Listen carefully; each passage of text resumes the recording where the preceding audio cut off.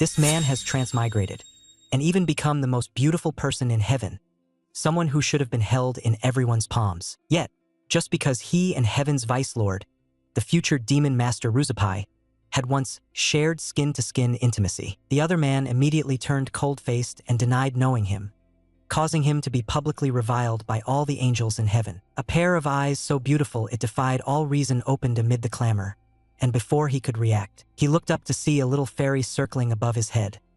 What on earth was this absurdly fantastical room? With disbelief, he walked toward the mirror, his steps very light, as if afraid one touch would make it all shatter. Exquisitely flawless features, paired with a beautiful pair of wings.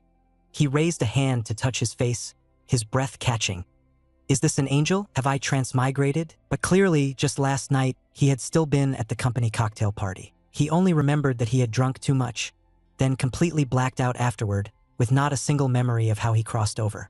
He pressed the pads of his fingers against this face even more handsome than his former one, and there was actually a sheen of tears at the corner of his eye. Before he had time to take a closer look, a voice suddenly sounded behind him, startling him so much that his whole body jolted. A hand rested on his shoulder with practiced ease.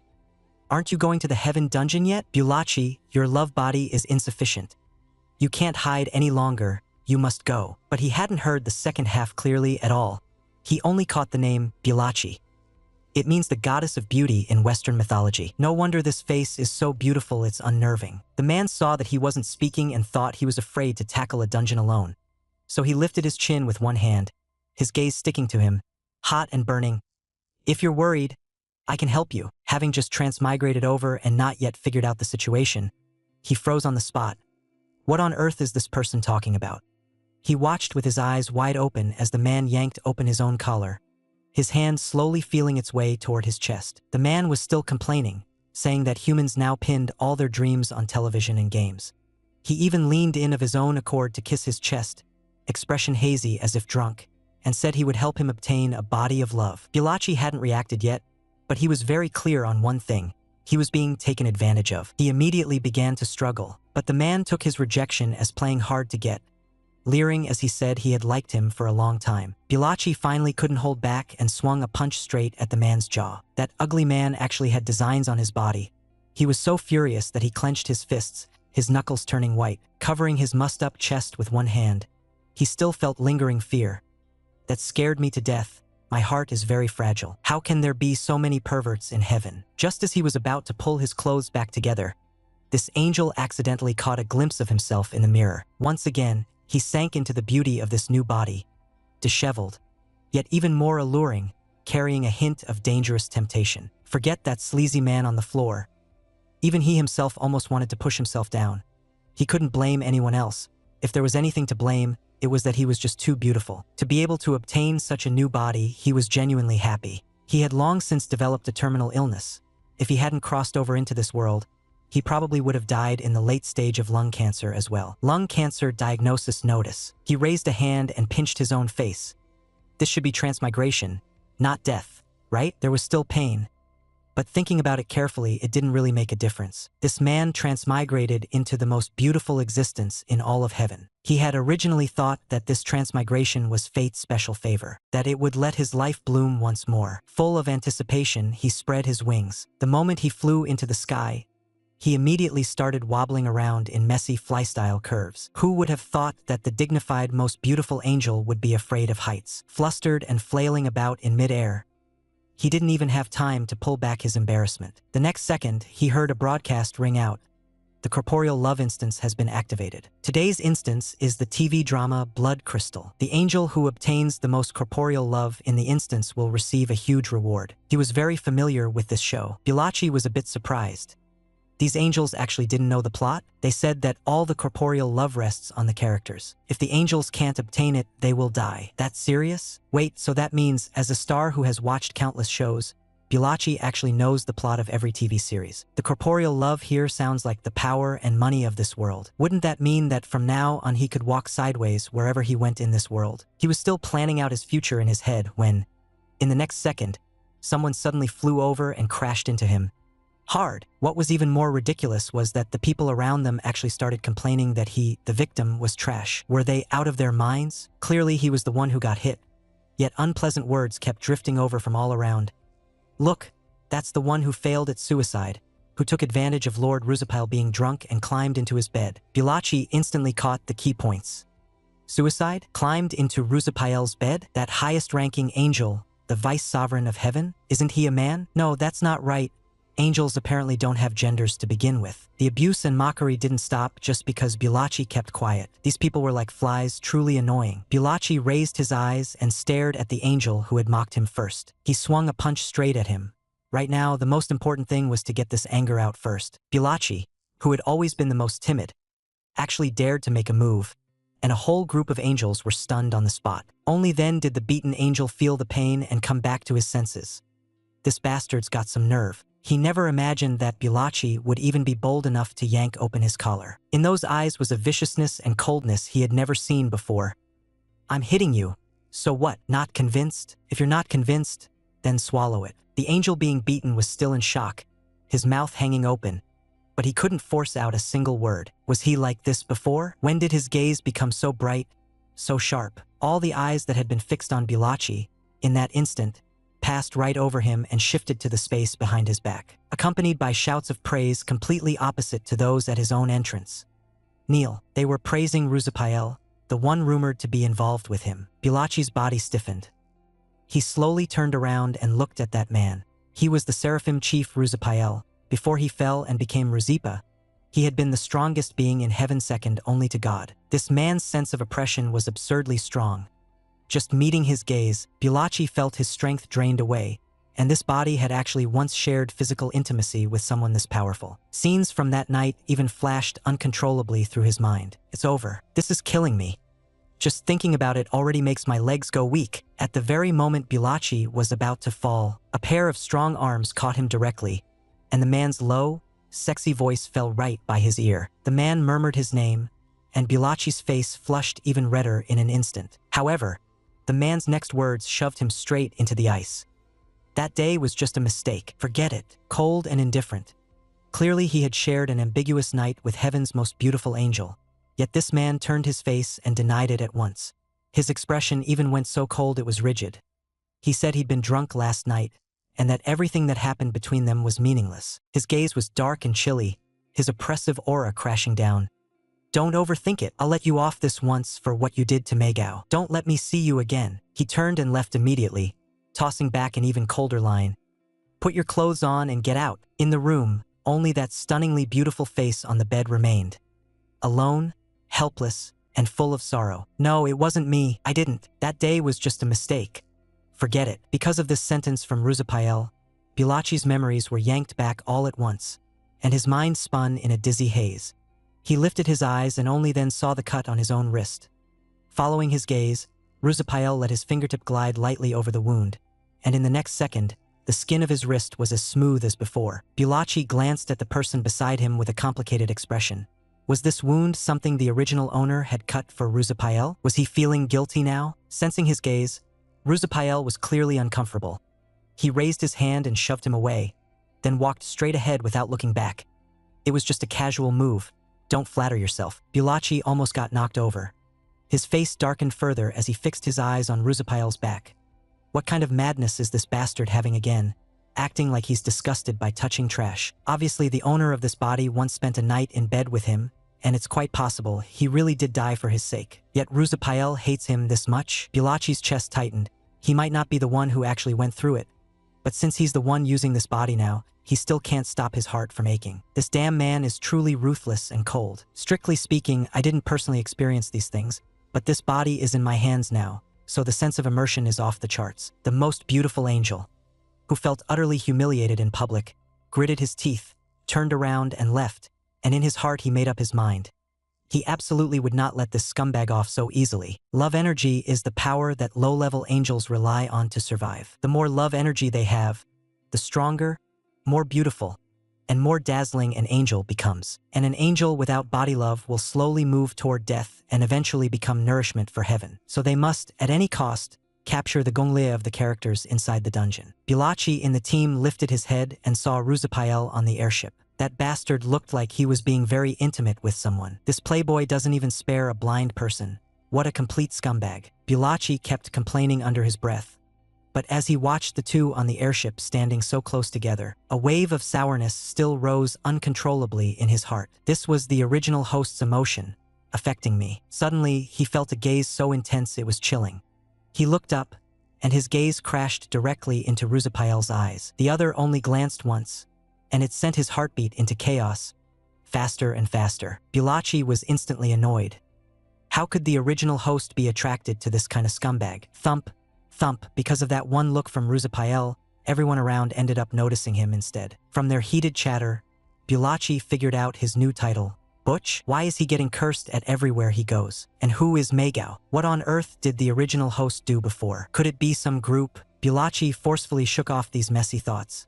No matter what the original host had done before, now this body answers to me. His fingertip pointed straight at Ruzapael on the airship. The highest-ranking seraph, Ruzapael, right? His former self was a super charismatic top star. He had always been the one dumping others. Since when was it his turn to suffer this kind of humiliation? He pulled out a cold smile toward the direction of the spaceship. I will definitely make you pay the price for what you did to me. Just as Blromace made a dark vow, the next second he was notified by the instance executor. Insufficient spirit body. Bad news. Sure enough, this body had no capital. If he wanted to turn the tables, the first step was to raise his strength. Even in heaven, he had to be the brightest one. Those angels who looked down on him should keep their eyes wide open and wait and see. On the spaceship, Ruzapael's gaze was fixed rigidly on the ground below. The corners of his lips lifted into a cold smile beyond his control. He seemed to really be a little different now. Why are all the capture targets in the Heaven Instance men? Blromace's face was full of black lines as he stared at the character list for the Blood Crystal instance. Why isn't there a single cute young lady? Passerby a difficulty. Demon Lord underling difficulty. Emperor difficulty. Heavenly Venerable difficulty. His former self had indeed acted in BL, but now to have him really go on stage. Blromace looked at the capture targets on the screen. Other than men, he had no other options. Since that was the case, he'd pick the most valuable one. His finger had just tapped down. The system's warm reminder sounded immediately. The system does not recommend that you choose an S-rank capture character with excessively high difficulty in view of your excessive number of prior failures. If you fail this time, you will become nourishment for this world and disappear forever. S-rank capture characters have the highest love intensity, but the capture difficulty is extremely high. In the historical record, the fact that the original host failed too many times was magnified until it was especially glaring. He stared at the history log, his expression full of speechless disbelief.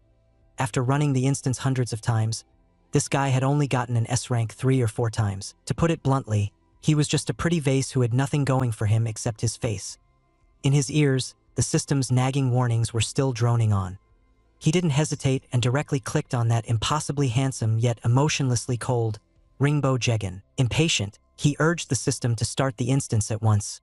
Cut the crap and open the door. Even Zidu is dating men already. Who cares about this? A flash of intense light. He opened his eyes, and the first thing he saw was a man so handsome it was excessive. This was the identity he had chosen for the instance. The Demon Lord Duji. Inside the blood crystal, Blromace would become him. The objective was very clear.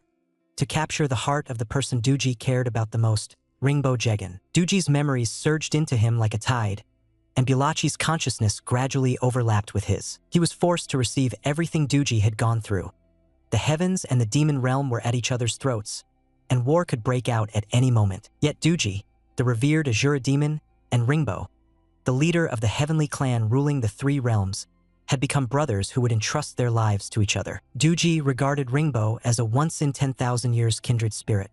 He trusted Ringbo almost without reservation, not even caring about the boundary between immortal and demon.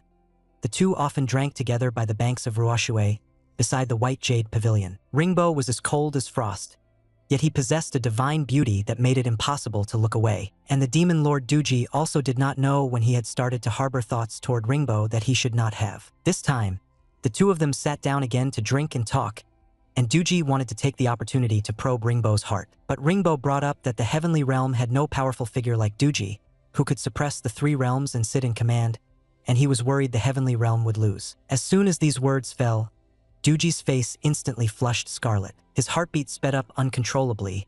What Ringbo meant was, he needed him, now was the best time to confess. The Azura clan does not distinguish by gender. For Ringbo, he was willing to take on a female body and become his wife. Duji set down his wine cup. Face flushed, he spoke in a roundabout way, saying that the war between their two clans was also a last resort. If Ringbo were willing to enter into a political marriage with a woman of the Azura clan, perhaps it could slow this war. Before Duji even finished speaking, Ringbo rejected him outright. That single line, "Immortals and demons cannot stand on the same side," made Duji almost unable to remain seated on the spot.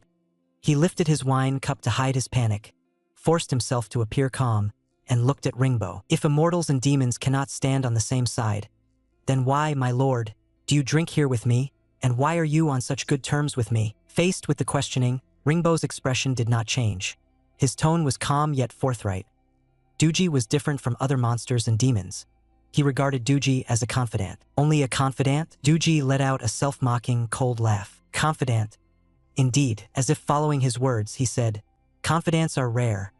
I truly wish to drink and talk merrily with you every day." At the instant Duji lowered his head, Ringbo's gaze suddenly darkened. He suddenly stood up, obsession in his eyes, even a bit of madness. "Brother Duji is willing to drink and make merry with me every day. This sentence of yours, is it true? Immortals and demons have been enemies since ancient times. Yet the demon lord Duji time and again sat face to face drinking with Ringbo, the leader of the celestial tribe. Both of them bore the appearance of heavenly beings, but even Duji could not tell from when he began to develop feelings for Ringbo that he should not have. Seeing that Ringbo actually doubted this bond, Duji hurriedly slapped the table and stood up to explain, "With the friendship between you and me, do you truly not trust me?" Ringbo turned his back to Duji, his gaze cold and dark, yet his heart even heavier. He said he was worried about the safety of all living beings in the three realms, putting on a righteous air. Duji had thought he was only worried about the impending war between immortals and demons. Just as he was about to tell Ringbo the good news that could ease the war, that the Azura king had already agreed he would take on a female form and marry Ringbo himself. In his heart he suppressed his voice and thought, "Even if Ringbo cannot accept it now, he will definitely fall in love with me in the future." But before these words could leave his mouth, a strong wave of dizziness suddenly exploded in Duji's mind. Duji's pupils shrank sharply. There was something wrong with the cup of wine Ringbo had handed him. He could not believe it. The confidant he trusted most had actually drugged the wine. Forcing down his anger, Duji stared at the man before him and questioned, "What do you mean by this, my lord?" Only then did Ringbo Jegan turn around, the gloom in his eyes terrifying. Yet his tone carried a morbid gentleness. "Did you not wish to drink and make merry with me every day? Unfortunately, you are always the strongest demon god of the Shura clan. How could I possibly not be afraid?" Ringbo's eyes were filled with naked aggression. He raised his hands, cupping Duji's face in both palms as if to confirm something. "But what if I completely remake you into someone of the celestial realm? That would be different. From then on, all three realms could be at ease, and you and I could be together every month in the same place." Duji was chilled by this mad thought of his. He had treated Ringbo as the most precious person. Yet Ringbo, in the end, Duji still couldn't withstand the effect of the drug. Ringbo caught his collapsing body in a tight embrace.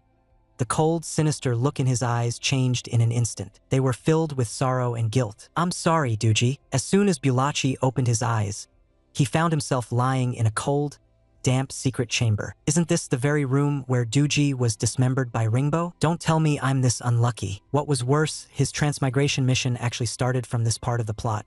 In this place, Ringbo didn't just kill Duji. He even chopped off Duji's head. He tore out the tendons, stripped the bones, taking the body apart into scattered pieces. Before the horrific memories had ended, Ringbo's icy voice suddenly came from ahead. "Brother Duji, you shouldn't have woken up so early." No one knew when Ringbo had appeared. Duji's whole body felt nailed in place, unable to move. He could only feel intense terror, Ringbo closing in on him step by step. With every step the footsteps drew nearer, his heart sank a little further.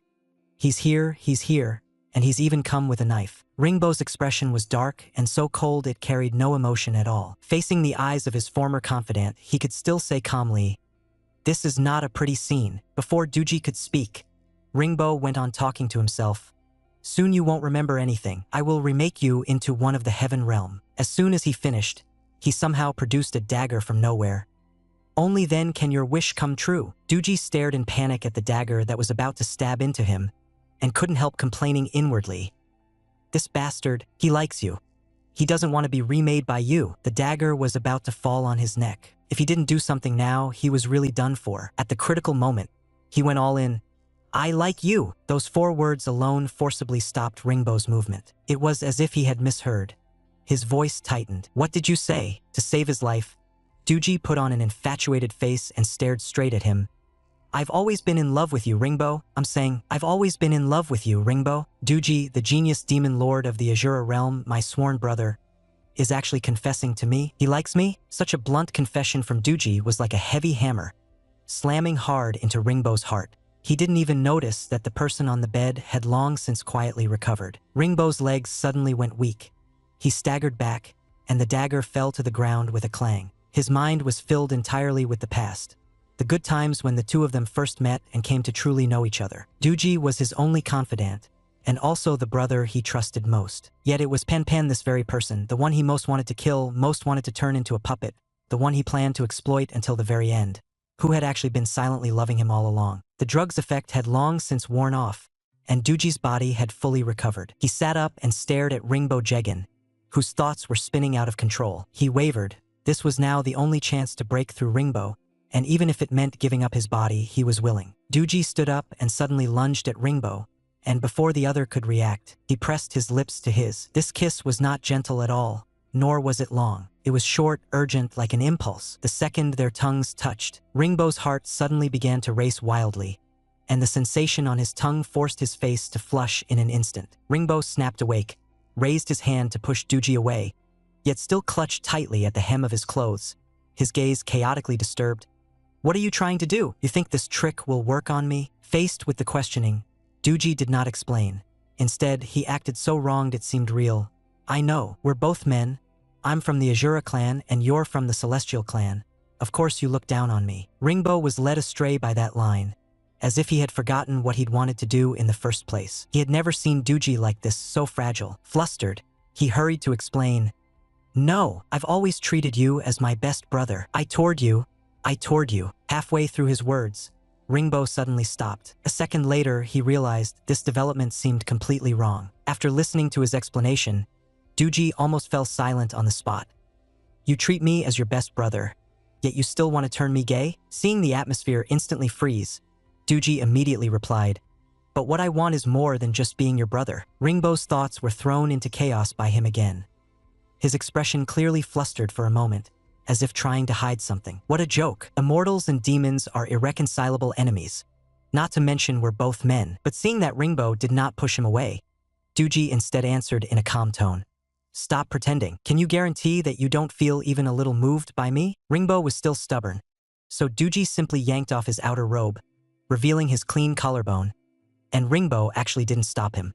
He grew bolder, lifting his long leg to hook around Ringbo's waist. The two of them were now pressed very close, tightly wrapped in each other's arms. Doogie's gaze burned, yet carried a trace of shyness. If you really don't feel anything, do you dare to try once? Try it with me. His already handsome face, paired with this almost seductive expression, formed a sharp contrast with the domineering demon lord he showed in front of others. With just one look, Ringbo felt as if his heart skipped a beat. That face was so close it was almost touching his. He began to waver, but Doogie knew very well that Ringbo would not spare him just because of a few words. Ringbo was a ruthless man who never picked and chose his methods. Since the killing intent had already arisen, his situation was still dangerous. In order to make Ringbo completely abandon the idea of killing him, Doogie decided to use his body to disrupt his cultivation and state of mind. What, are you afraid when it comes to me? With a trace of nervousness, he deliberately provoked Ringbo. Although this guy was scum, that face of his was indeed handsome. Doogie figured he could still tolerate it. He fixed his gaze on Ringbo's hesitation and awkwardness, not looking away. Doogie decided to add more fuel to the fire. He tilted his head slightly and deliberately put on a disdainful expression. Heh, forget it. So this is all the great emperor who rules the 3 realms is capable of. An emperor who had cultivated the path of ruthlessness and maintained abstinence for so many years. How could he possibly endure such brazen teasing and provocation? As soon as the words fell, Ringbo suddenly clamped Doogie's chin, lowered his head, and kissed him viciously. The sweetness between their lips instantly ignited the fire he had suppressed for years. Ringbo tore off his outer robe and met the kiss without yielding. What do you take me, Ringbo Jegan, For this little thing, I can do it. From childhood, I have cultivated the path of ruthlessness, without emotion or desire. Now that the great Tao is complete, it's just right that today, I use you to attain enlightenment. Thinking he had successfully preserved his life, Doogie finally let out a sigh of relief. He still didn't know the real trouble was only just beginning. All he was thinking was that as long as he captured Ringbo's heart next, this dungeon run would be stable. Doogie raised his hand and pressed down on the hand Ringbo was reaching out with. Unhurriedly, he revealed the secret of the Azura clan. Our Azura clan is hermaphroditic. Once we meet the person we truly love, we will choose our gender for him. Ringbo, the reason I came to you today is, I originally wanted to tell you, I want to become a woman for you. That sentence fell right beside his ear, and it shook Ringbo into speechlessness even more than when Doogie said he liked him. Ringbo hadn't expected that for his sake. Doogie would actually be willing to go this far, while he himself was still thinking about dealing him a vicious blow, thinking of using him up to the very end. Ringbo only felt a sharp pain in his chest. He kissed him again, no longer as forceful as before, but with a tenderness full of pity. The car was going too fast, so we'll just skip 50,000 kilometers here. Ringbo looked at those handsome, hazy eyes. How strange. How had he never noticed before that Doogie was this deadly? So tempting it made one want to swallow him whole. Ringbo had no intention of letting him go this time. The demon lord had graciously extended the invitation so rarely. His movements did not slow in the slightest. His stamina was absurdly good. Looking at Doogie beneath him, cheeks flushed red and begging for mercy again and again, it was as if he were responding to Doogie's initial provocation. For someone called the war god of the demon realm, this is it? I'm not even done enjoying myself yet. Ringbo's face slowly drew closer to Doogie. His eyes could not hide his desire, the sense of aggression pressing down so hard it took one's breath away. His voice low and hoarse.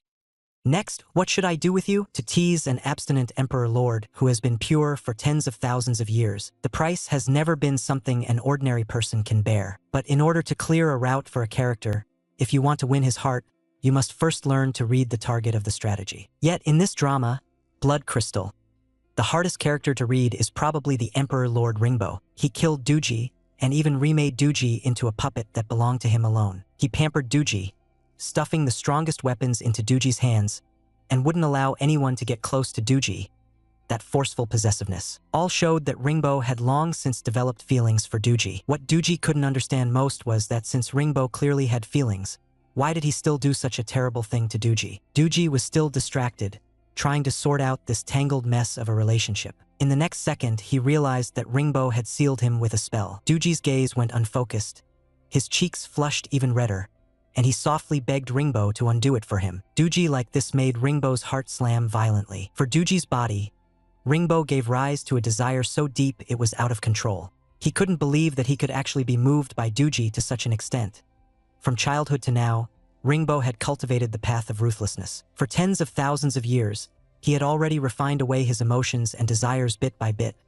Yet now, the lust that should have dispersed had instead returned, clear as day. So why was it that he just couldn't withstand even Doogie's casual teasing? What was worse was that the person in front of him was still his sworn brother. Doogie had no idea how many twists and turns Ringbo's heart had already gone through.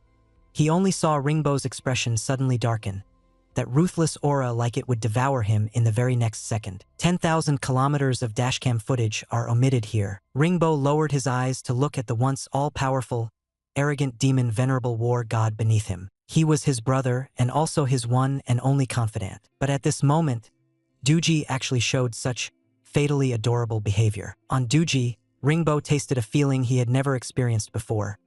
This kind of Doogie made him want to completely possess him. He wanted Doogie to belong to him alone, even wanted to hold everything about Doogie in his hands. The possessiveness and desire for control in Ringbo's eyes looked like they were about to overflow. In the dim room, only Doogie's intermittent pleas for mercy remained. The price of completely draining an emperor lord who had been abstinent for tens of thousands of years was 3 days and 3 nights. Doogie only felt like he had been run over by a cart, his whole body weak, his legs still trembling.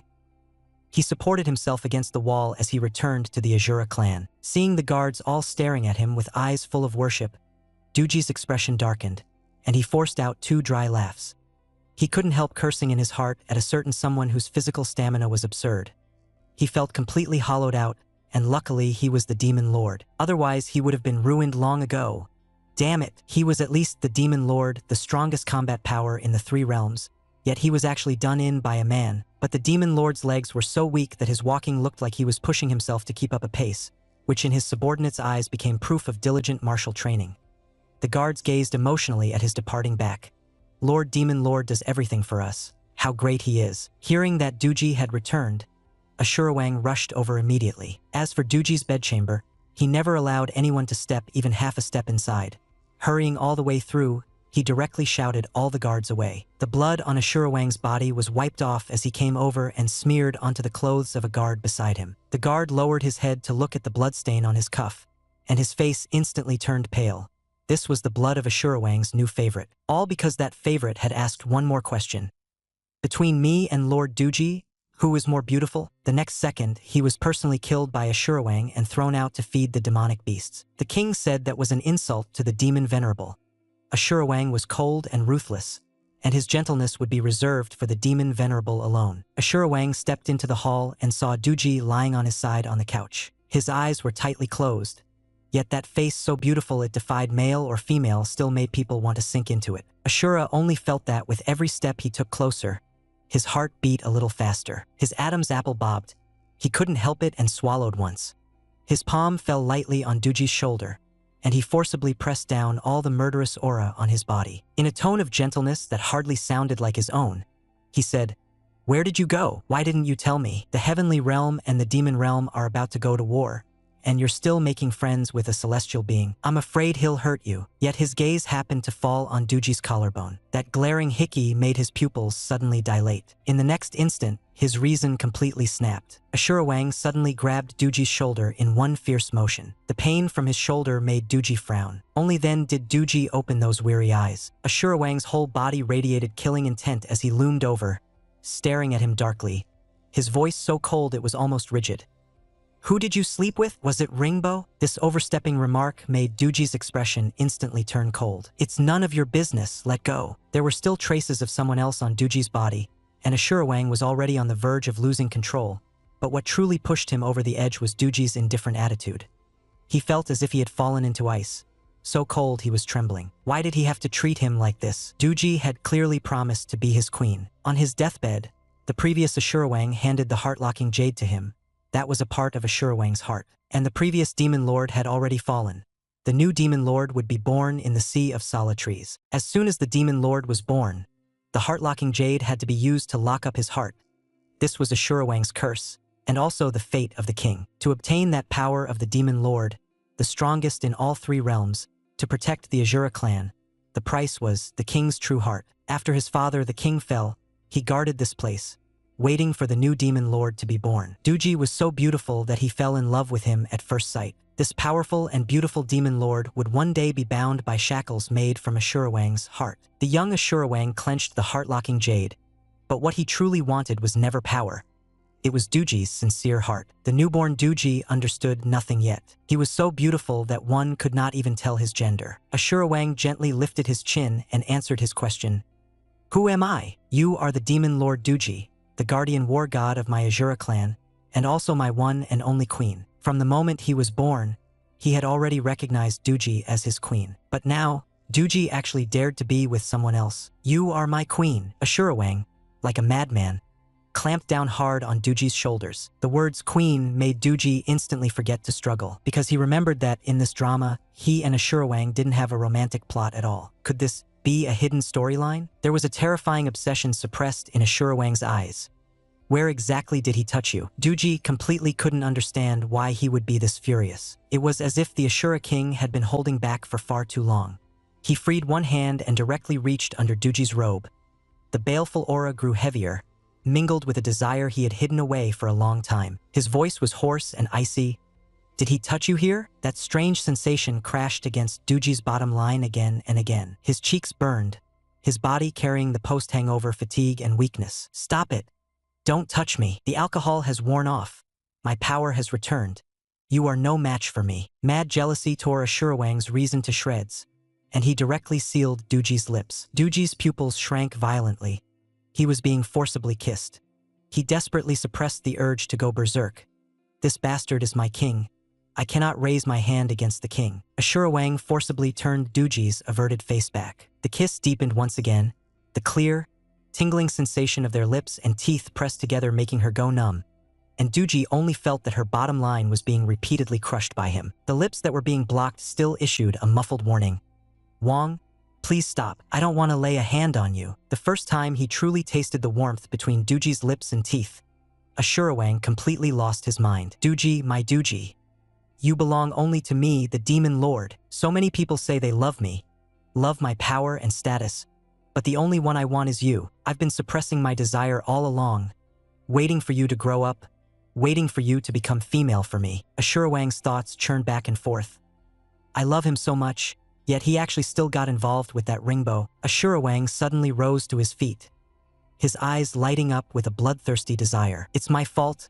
I shouldn't suppress myself any longer. Like a vicious wolf that had waited far too long, he just stared fixedly at Doogie under the couch, whose face was full of terror. I want you right now. You will belong only to me. Looking at that face drawing closer and closer, the fury in Doogie's chest finally could not be held back. Demonic energy gathered madly in an instant, carrying a terrifying explosive force, directly blasting the king who was pressing down on him away. He clamped one hand tightly around the king's neck. With just a little more force, that fragile neck bone would snap on the spot. At this moment, demonic energy coiled all around Doogie, his anger pouring out completely. I said, don't touch me. Do you not understand? Who do you think I am? One of those defenseless playthings in your palace. Ashurwang, however, seeing his ferocious and arrogant demeanor, not only did not feel afraid, but instead had his eyes filled with a dense, undissolvable love. This was the guardian of the demon realm, Demon Lord Doogie. So domineering, so proud.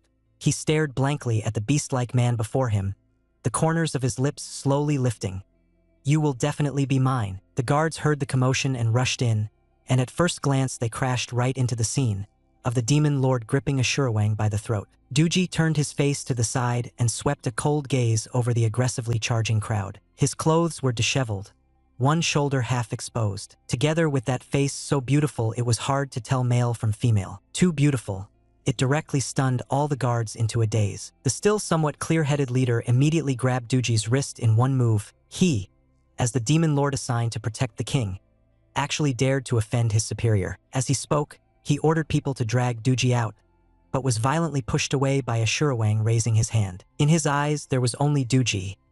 What dissatisfaction do you have with this king? If you want the entire 3 realms, this king can conquer them all for you, as long as you agree to marry me. These words, so blunt that they left no room for retreat, made Doogie freeze on the spot. So this guy actually did like him. He had come here precisely in order to win over Ringbo Jegan. Yet the biggest obstacle at the moment was the war between the 2 clans. Thinking of this, the corners of Doogie's lips tightened slightly as he asked in a low voice, King, do you truly like me? Having, for the first time, waited for Doogie to respond to him head-on, Ashurwang almost immediately wanted to prove that his feelings for Doogie were no joke. Doogie assumed that signature pose from his past life, pride laced with a hint of seduction. Then prove it to me. I want you to withdraw your troops from the heavenly realm. On the side of the heavenly realm, Ringbo was covered in wounds, utterly wretched, kneeling below the main hall. From above came the judgment of the highest authority. Ringbo, you cultivate the ruthless art. You should have been pure and without desire, yet you have broken the taboo of lust, and it is the utterly rebellious lust between men. Do you admit your crime? He was the heavenly emperor, who had cultivated the path of ruthlessness since childhood. Yet for the demon lord he personally shattered the taboo of lust. The voice of judgment from the top of the great hall fell again. Ringbo, do you admit your crime? Immortals must remain pure and unstained. You, as the emperor of the gods, have indulged in debauchery with another, and that other is a man. I ask you, do you admit your crime? Ringbo did not even lift his eyes.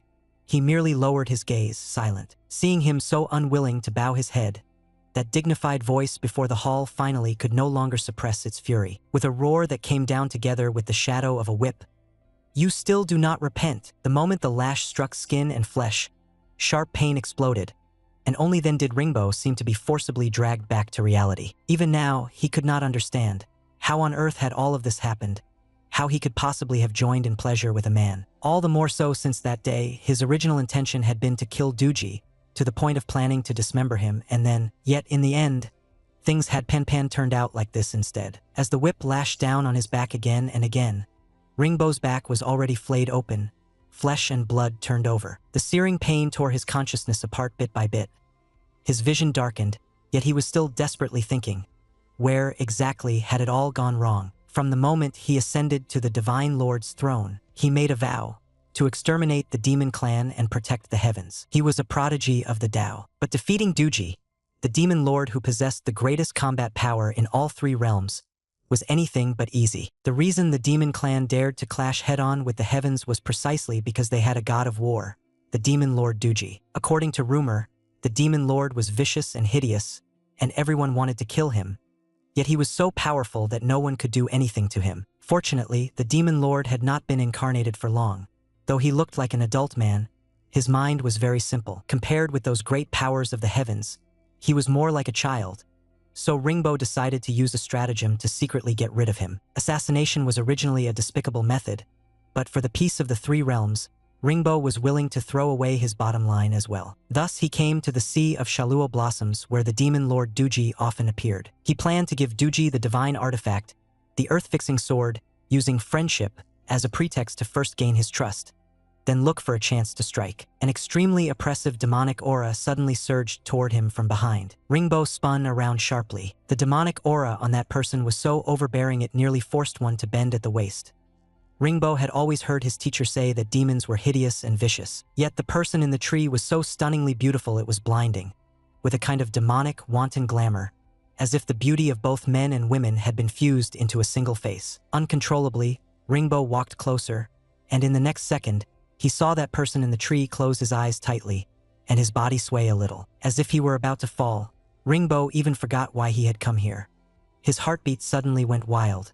In a panic, he opened his arms and steadily caught the person in his embrace. Looking at the drowsy person in his arms, that breathtaking beauty so close at hand made Ringbo's heart skip a beat. A faint shyness colored his face as he stared at the other's slowly opening eyes. The moment he sensed the celestial aura beside him, the demon lord struck out almost by instinct. That power was absurdly strong, and Ringbo's heart jolted. This person is too powerful. If not for the divine sword Dinkuin, I'd probably be gutted today. Only when Dugu fully opened his eyes did he realize he had injured someone by mistake. He immediately grasped the other's hand tightly, his tone full of apology. "I'm sorry.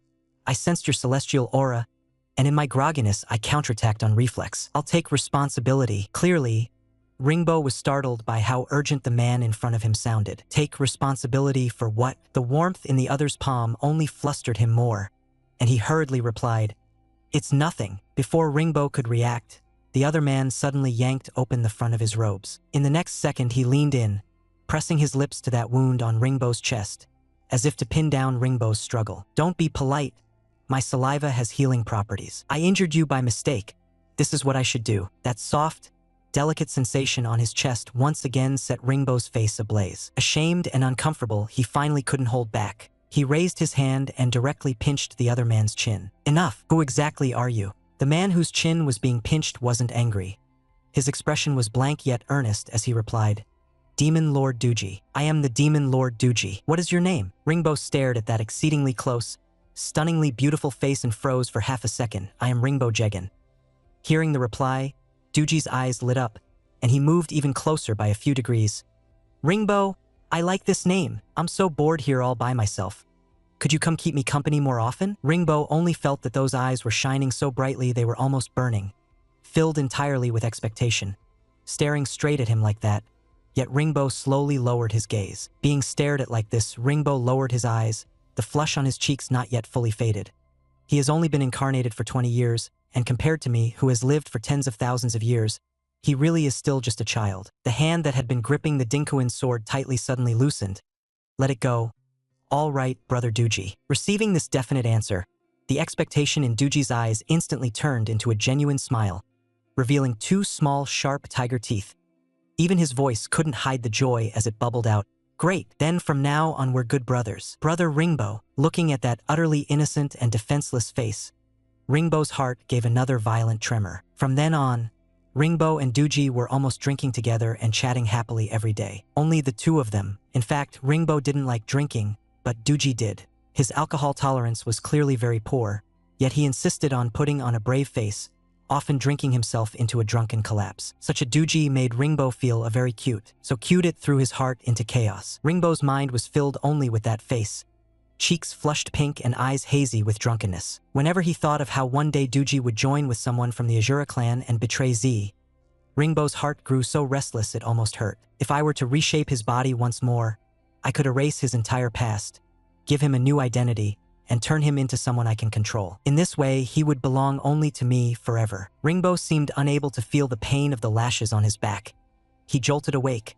What am I thinking? So, this is what I've always thought deep down? Do I just want him? No, I want all of him, his soul, his body. That desire to monopolize him felt as if it had long been carved into his bones. The moment he realized this, a fishy sweetness surged in his throat, and he spat out a mouthful of blood. His true chi rampaged, and he completely lost control. This was the true chi of the heartless art running in reverse. The presiding adjudicator fixed his gaze on the out-of-control Ringbo Jegan, forcibly roused his own true power, and shouted urgently, Ringbo Jegan, the true chi of the heartless art is reversing.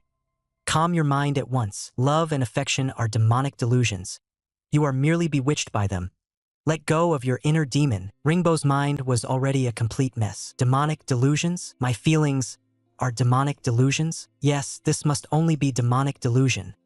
Otherwise, how could I possibly harbor such thoughts about my own brother? In the next second, the frenzied true chi exploded with a roar, its impact almost tearing everything apart. It was only demonic delusion. After that single, extremely powerful burst of true chi, Ringbo was covered in wounds, but his aura finally began to stabilize bit by bit. The old adjudicator's expression was calm as he stared fixedly at the weakened Ringbo beneath the throne. Yet his tone was resolute. Since it had been confirmed as demonic delusion, it had to be purged. Doogie must be killed. Doogie is at this moment quietly sneaking into the Celestial clan. All because Ashurawang proposed a condition for agreeing to withdraw his troops, as long as Doogie steals the Celestial clan's Hongmeng furnace. Doogie hacked down dozens of guards along the way, his mind almost spinning out. Where on earth is the Hongmeng furnace? If he had known it would be such a hassle, he should have just chopped Ashurawang directly back then.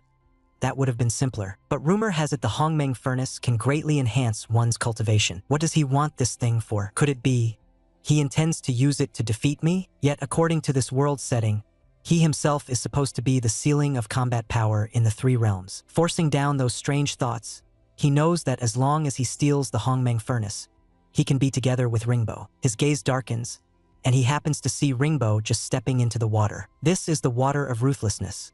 As long as there is still desire in one's heart, it will scorch a person's skin. Ringbo grits his teeth, feeling that bone-deep burning pain on his skin. He really must not see him again.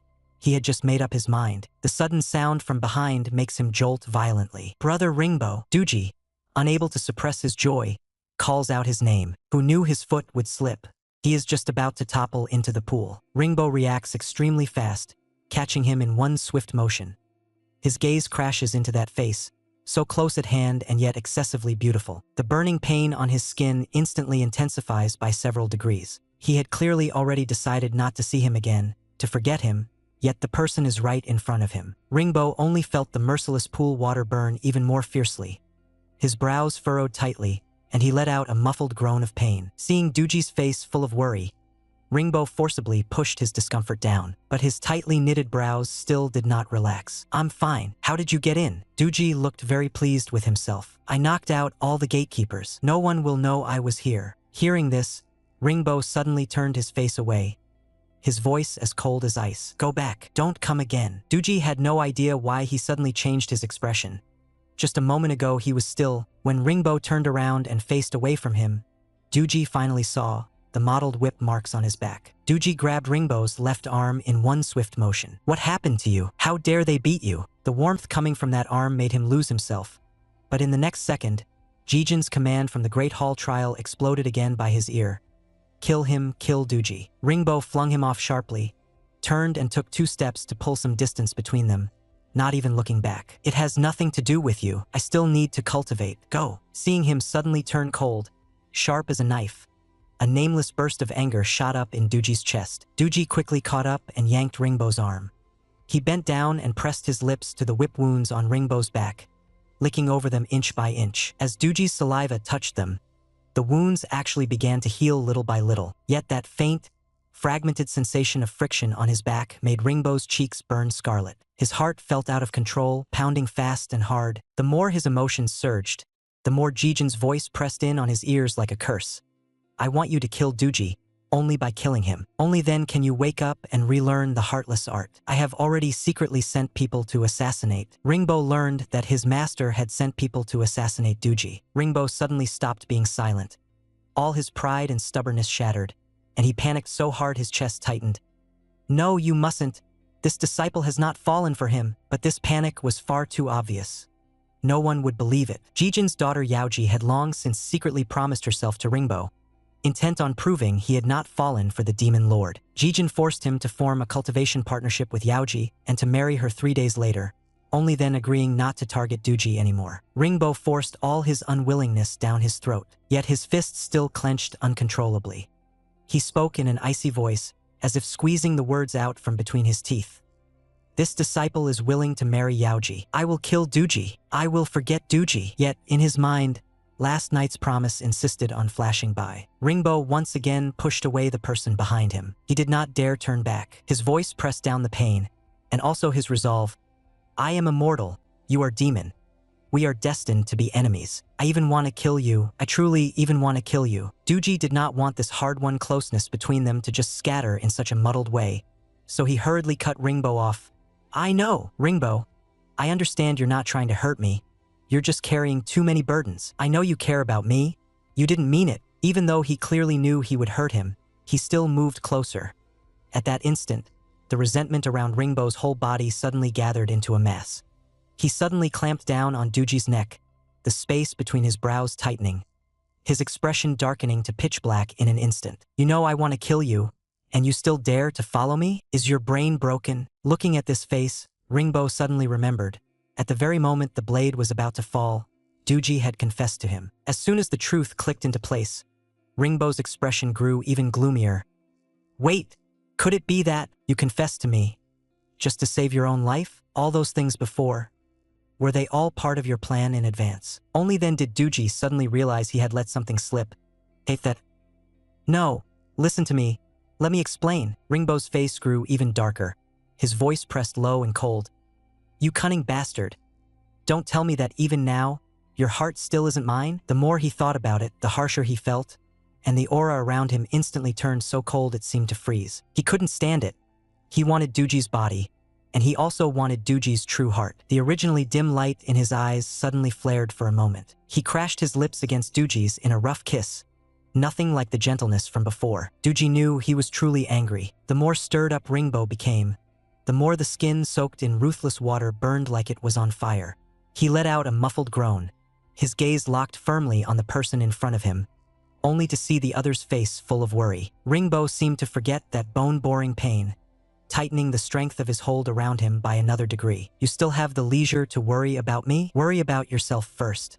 He leaned close to Duji's face, his breath brushing past, and the desire in his eyes grew heavier. You actually dared to scheme against me. Have you thought about the consequences? I'll you until you break, until even your thoughts spiral out of control. The mighty demon lord, the strongest combat power of the 3 realms, now stood with his battle robe shattered all over the ground. Ringbo's hand fell onto his skin. Every inch felt scalded by fire. Duji was clearly the strongest combat power in the 3 realms.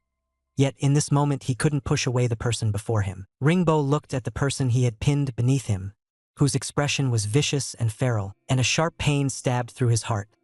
Could it be that Duji truly doesn't love me, and that he is only willing to lower himself to me in order to survive? At this thought, the suffocating knot in Ringbo's chest grew even heavier.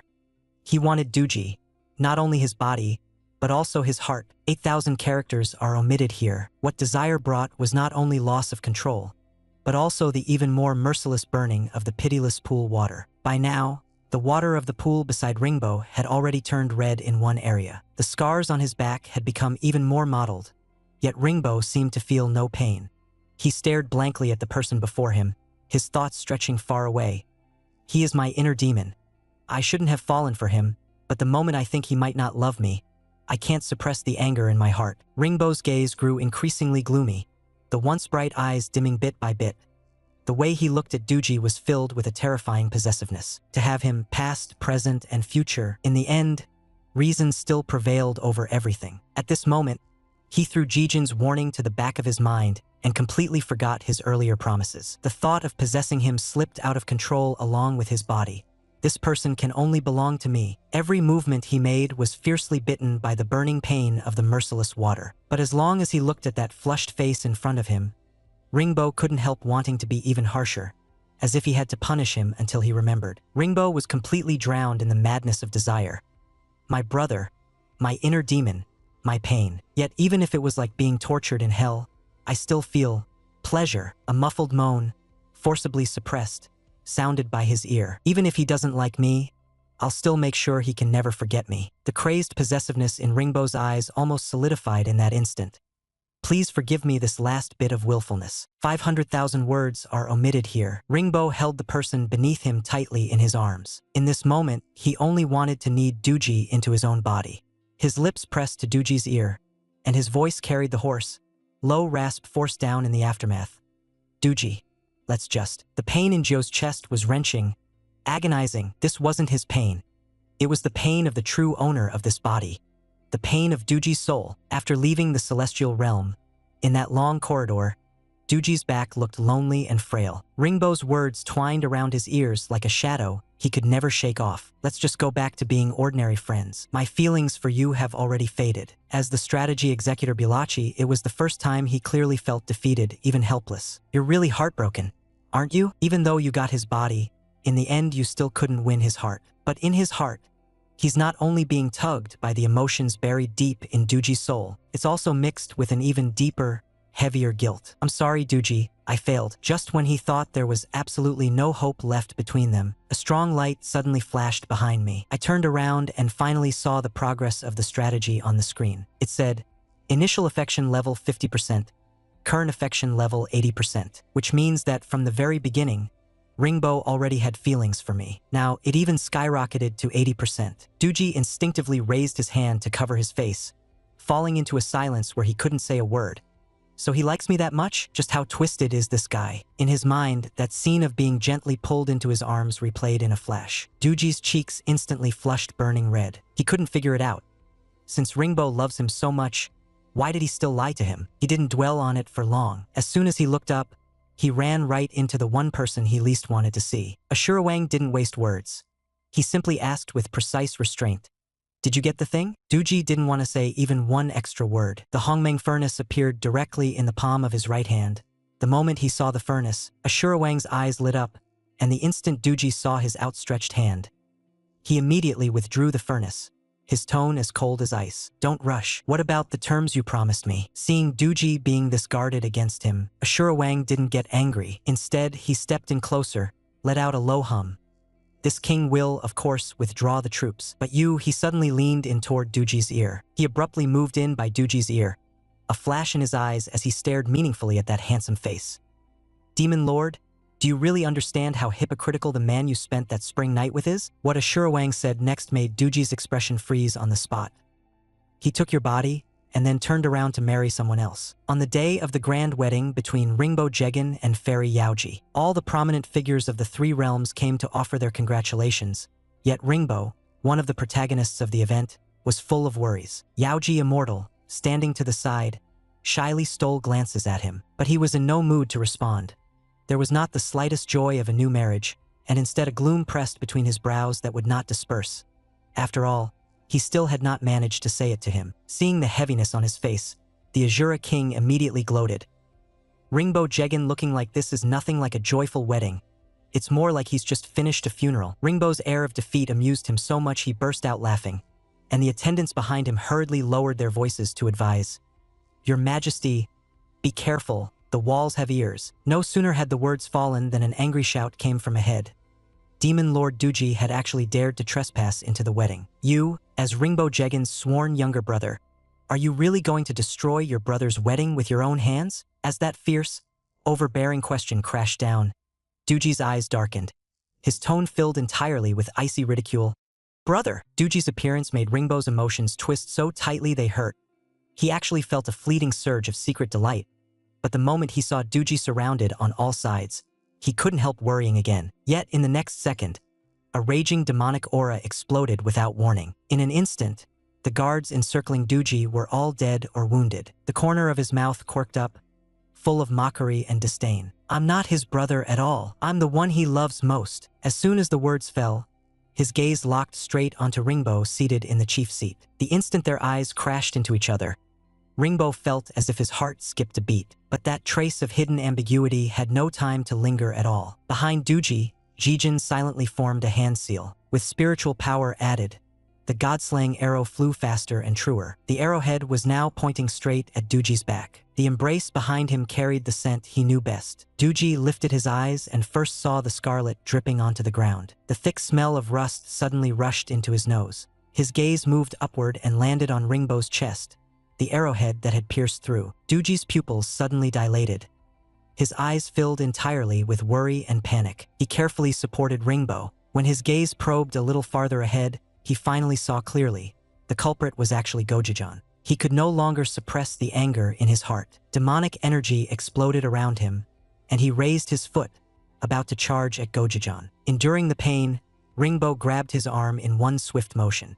He did not mention the arrow he had taken. Instead, he snapped at Doogie, who was standing up for him. You shouldn't have come here. Now, go back for me. Doogie was unwilling to accept this. Clearly, the one Ringbo loved was him. He must have been threatened by this old man. Yet Ringbo's next words froze Doogie on the spot. Have you made enough trouble yet? How long are you going to keep deluding yourself? I don't like you. What does my marriage have to do with you? Doogie felt a sharp pain in his chest, his gaze falling on Ringbo's face, gone paler and paler from blocking the arrow for him. Holding down his anger, he shot back. You're lying. If you don't like me, then why did you block the arrow for me? Ringbo fell silent, his eyes darkening as he turned his gaze sideways toward Jijin not far away. He had clearly already laid down a killing formation design specifically to target the Ashura clan. But now he still hasn't made a move. Is he testing me? If I still have feelings for Doogie, he'll kill Doogie immediately, right? The heavens still have formations targeting the Demon Lord. Plus, with Gojojon present, Doogie is isolated and powerless. I absolutely cannot reveal the slightest emotion. Only then can I protect Doogie. Doogie's expression is filled with pain, and Ringbo's hands clamp down hard on his shoulders. He forcibly presses his emotions down, his tone resolute and icy. Get back! I saved you only because I owed you. Now we're even. Seeing Doogie's face full of confusion, Ringbo unconsciously tightens the strength of his grip. He speaks even more heartless words. Including our first time, I was also using your feelings for me. You were nothing but a tool for my cultivation of the ruthlessness technique. Doogie's eyes, once like starlight, grow emptier bit by bit, and he trembles as he mutters, I don't believe it, you're lying. I don't believe it, you're lying. I don't believe it, you're lying. Ringbo strikes a palm onto Doogie's chest. Doogie's body tilts backward uncontrollably. A metallic sweetness immediately surges up his throat. Ringbo lands in front of him, his expression as cold as ice. Now, do you believe me? Doogie is in such a sorry state that he doesn't even have time to wipe the blood from the corner of his mouth. Are you serious? Ringbo clearly has feelings for him, so why has it become like this? To force him to go back, Ringbo hooks his fingers into his hair and gives a fierce yank toward himself. Doogie let out a muffled groan of pain and was thus forced to raise his head to look at him. There was not a trace of emotion to be found in those eyes. Even his tone was so cold it had no warmth. What kind of thing are you? You think you're worthy of calling me brother? Doogie still didn't understand. Could the system's judgment have gone wrong? He tried desperately to find some flaw on Ringbo's face. In the end, he still put down that pride he had been stubbornly holding up. He had thought Ringbo had truly fallen in love with him, so it turned out he had just misunderstood. The strategy had failed, hadn't it? Doogie, I'm sorry. I wasn't able to help you. He braced himself and stood up, forcing out a smile. I only came to make some noise at the bridal chamber. The joke went a bit too far. I must have scared you. After speaking, he let out two awkward dry laughs.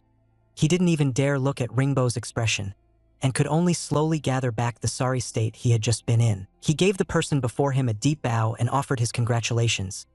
Doogie, Demon Lord of the Ashura clan, hereby congratulates Ringbo Jegan on finding his beloved. With that bow, Doogie directly stirred up Ringbo's emotions, the irritation so strong he could hardly suppress it. He subconsciously clenched the hem of his clothes, yet not a hint of it showed on his face, and his voice was as faint as the wind. Many thanks. The air between the two of them instantly froze, the awkwardness so stifling it was hard to breathe, and Ashura walked over to Duji's side. He raised his hand to wrap an arm around Duji's shoulders, his brows and eyes full of smiles, as if he had been waiting for this moment. Since everything's been laid out, it's just right. I also have an announcement to make. This king is going to marry Duji. As soon as these words fell, the space between Ringbo's brows tightened sharply, and the gloom in his eyes almost overflowed. At this moment, Gojojan beside him seized the opportunity to speak. Yet his tone was an unquestionable command. Ringbo's wedding has already missed the auspicious hour. It would be better to choose another day and hold a double wedding for both couples. Would that not be even better? Then let the two couples both reside in the heavenly realm, and after 7 days, hold a grand celebration together. They had once been confidants who drank together day after day, laughing late into the night. Later, they laid their feelings bare and drew so close that they could no longer distinguish one from the other. Yet today is their grand wedding day, and the one they are to bow to in the ceremony is, ironically, not each other. With the auspicious hour fast approaching, Ringbo, still bathing in the spiritual pool, remained unhurried, as if nothing mattered to him. But his mind was filled, again and again, only with Duji. Whenever he thought of Duji marrying someone else, his chest grew so tight he could hardly breathe. No, he must not waver again. Ringbo silently recited the heartless mantra in his mind over and over. Yet the resentment in his chest not only failed to disperse, it instead grew heavier and heavier, as if it had taken on solid form. The inner demon gradually took shape, and to his shock, slowly turned into Duji's likeness. It forced him to answer, "Are you really going to watch Duji marry Ashura? Are you truly going to do nothing? Is this my heart demon?" He watched helplessly as the Duji formed from his inner demon grew so intimate with Ashura that it stung his eyes. Whenever he so much as imagined him entangled with another man, Ringbo's chest felt as if something were blocking it, tight and aching. Even if that was merely a demonic illusion, he still couldn't bear to watch it getting close to someone else right in front of him. He had practically exhausted his strength to disperse the demonic illusion. So this is jealousy. Huh? Jealousy pressed a stifling unwillingness down on Ringbo's heart, and along with it came a loss of control, possessiveness. Just as he had barely suppressed his emotions, a servant came to report. The supreme treasure of the heavens, the Hongmeng furnace, had been stolen. Ringbo's gaze instantly sank. Duji had come to the heavens that day. Could it be that the bright red wedding robe slowly slipped from Duji's hands? Originally, it was supposed to be a marriage to Ringbo, but now it seemed he had lost completely. He was actually going to marry Ashura. Duji gently picked up the short sword on the desk. With things having come to this point, he was already sick of this instance. Pressing the blade to his neck, he thought, will this end it ahead of time? He'd heard when he first transmigrated that if you die, the mission will end directly. Then he can just work hard to grind points in the next instance. Once his resolve was set, Duji closed his eyes, ready to cut everything off. Yet Ringbo's figure surfaced in his mind. Goodbye, Ringbo. The short sword had only barely grazed his neck when a bead of dark red blood welled up. But just then, a message suddenly came from the guards outside the door. Ashura has summoned you. Duji's hand holding the short sword froze, and he cursed inwardly. I finally made up my mind, and now it's messed up again. Forget it, it's gonna end anyway. Might as well part on good terms. In truth, it was because he was afraid of pain. As soon as he stepped into the hall, he saw Ashura sitting cross-legged in the inner chamber, his back facing the doorway. Duji folded his arms across his chest, his tone full of impatience. If you have something to say, why wait until the wedding? Say it now, I'm very busy. With his back to him, Ashura lips suddenly curved into a faint smile. Yes, I just can't wait any longer. The moment he finished speaking, before Duji could even react, a golden lock snapped shut around his neck with a sharp click. He couldn't move at all. The formation under his feet pressed down like a mountain, so heavy he could barely breathe. Duji tried to forcibly erupt with demonic power, but in the next second he was shocked to realize he couldn't break free. From above his head came Ashura unhurried voice. How is it? This king has strengthened the formation with the Hongmeng furnace. Duji looked up at him, his face full of shock. How could he be unable to use his strength? The number one warrior of the 3 realms actually locked down by him? Ashura held a rose-red bead between his fingers, watching like he was enjoying a joke. You want to ask why my power can suppress yours? His tone carried mockery. If you want to thank someone, thank yourself for stealing the Hongmeng furnace for me. This king's divine power is complete, seizing all the fortune of heaven and earth, invincible under heaven. That dark crimson bead was ruthlessly stuffed into Duji's mouth by him. Duji tried to spit it out, but it was already too late. The bead had long since slid down his throat. Ashurwang had originally not wanted to come to this step, but Doogie insisted on giving his true heart to Ringbo, so he would use the heart-locking jade to lock away Doogie's heart. Only in this way would Doogie completely forget Ringbo. Ashurwang raised his hand to pinch Doogie's chin, forcing him so close they were almost touching, his gaze filled with a suffocating possessiveness. You will forget Ringbo and remember only this king. Thinking that Doogie would belong to him alone from now on, Ashurwang fixed his eyes on those lips he had coveted for so long, and finally bent down to kiss them. Only when the starlight in Doogie's eyes completely went out and his pupils turned empty did Ashurwang finally release his lips. His fingertips slowly brushed across that stunningly beautiful face, a look of lingering satisfaction still in his eyes. Demon Lord, you really are just as I imagined, delicious. At this moment Doogie was like a puppet that had lost its soul, letting others do as they pleased. Ashurwang almost couldn't restrain himself from yanking off his outer robe. Years of suppressed self-control snapped completely in that instant. The other parts of the Demon Lord's body will be just as sweet, won't they? He no longer cared whether he could obtain Doogie's true heart. Even if only the body remained, he would lock Doogie at his side. I, an emperor who cultivates the ruthless path, severing all emotion and desire, actually lost my composure for the Demon Lord, who exists as my enemy. Ringbo checked the primal chaos furnace every day, yet happened to forget on that particular day. That day he had clearly sensed Doogie had another purpose, but still forced his vigilance down. Whenever he thought of Doogie, Ringbo could not stop his anxiety. His mind was filled entirely with Doogie, as if his whole being were sinking into him. I'm not right. My feelings for Doogie are actually this strong. I simply can't calm down. In any case, Gojojon must never find out about this. Otherwise Doogie will be in danger. Thinking of this, Ringbo pinched his fingers into the invisibility seal. Inside the Ashurwang palace, Doogie's robe was half open, revealing a stretch of snowy white. His hands were tied behind his back with red silk, and a flush stained his face. In front of him was Ashurwang, who had long been itching to move, staring at this so obedient demon lord. Ashurwang wanted to possess him completely. With that thought, his movements followed as he pressed his body down. At this moment, Ringbo could no longer hold back. He even forgot why he had come, and raised his fist in anger, smashing it hard toward Ashurwang's face. Doogie lifted his head. Who was this person who had suddenly appeared? Why did he feel the slightest bit familiar? Once he clearly saw the other man's gloomy expression. It was as if there was a bloodthirsty killing intent in his eyes. As the other's movement fell, a sword blade flashed instantly from its sheath. Doogie barely hesitated and stepped directly in front of Ashurwang, his tone cold and unfamiliar. Stop! Seeing that guarded posture of his, Ringbo felt a sharp pain in his chest. He was actually protecting him. But Doogie's next sentence almost left Ringbo unable to breathe. This is my husband. Who are you? Ringbo could not believe it. Just a moment ago he had been making a scene at his own wedding, loudly declaring that the person he loved was him. Yet now he was calling someone else husband. Ringbo's chest hurt so badly it felt like he was suffocating.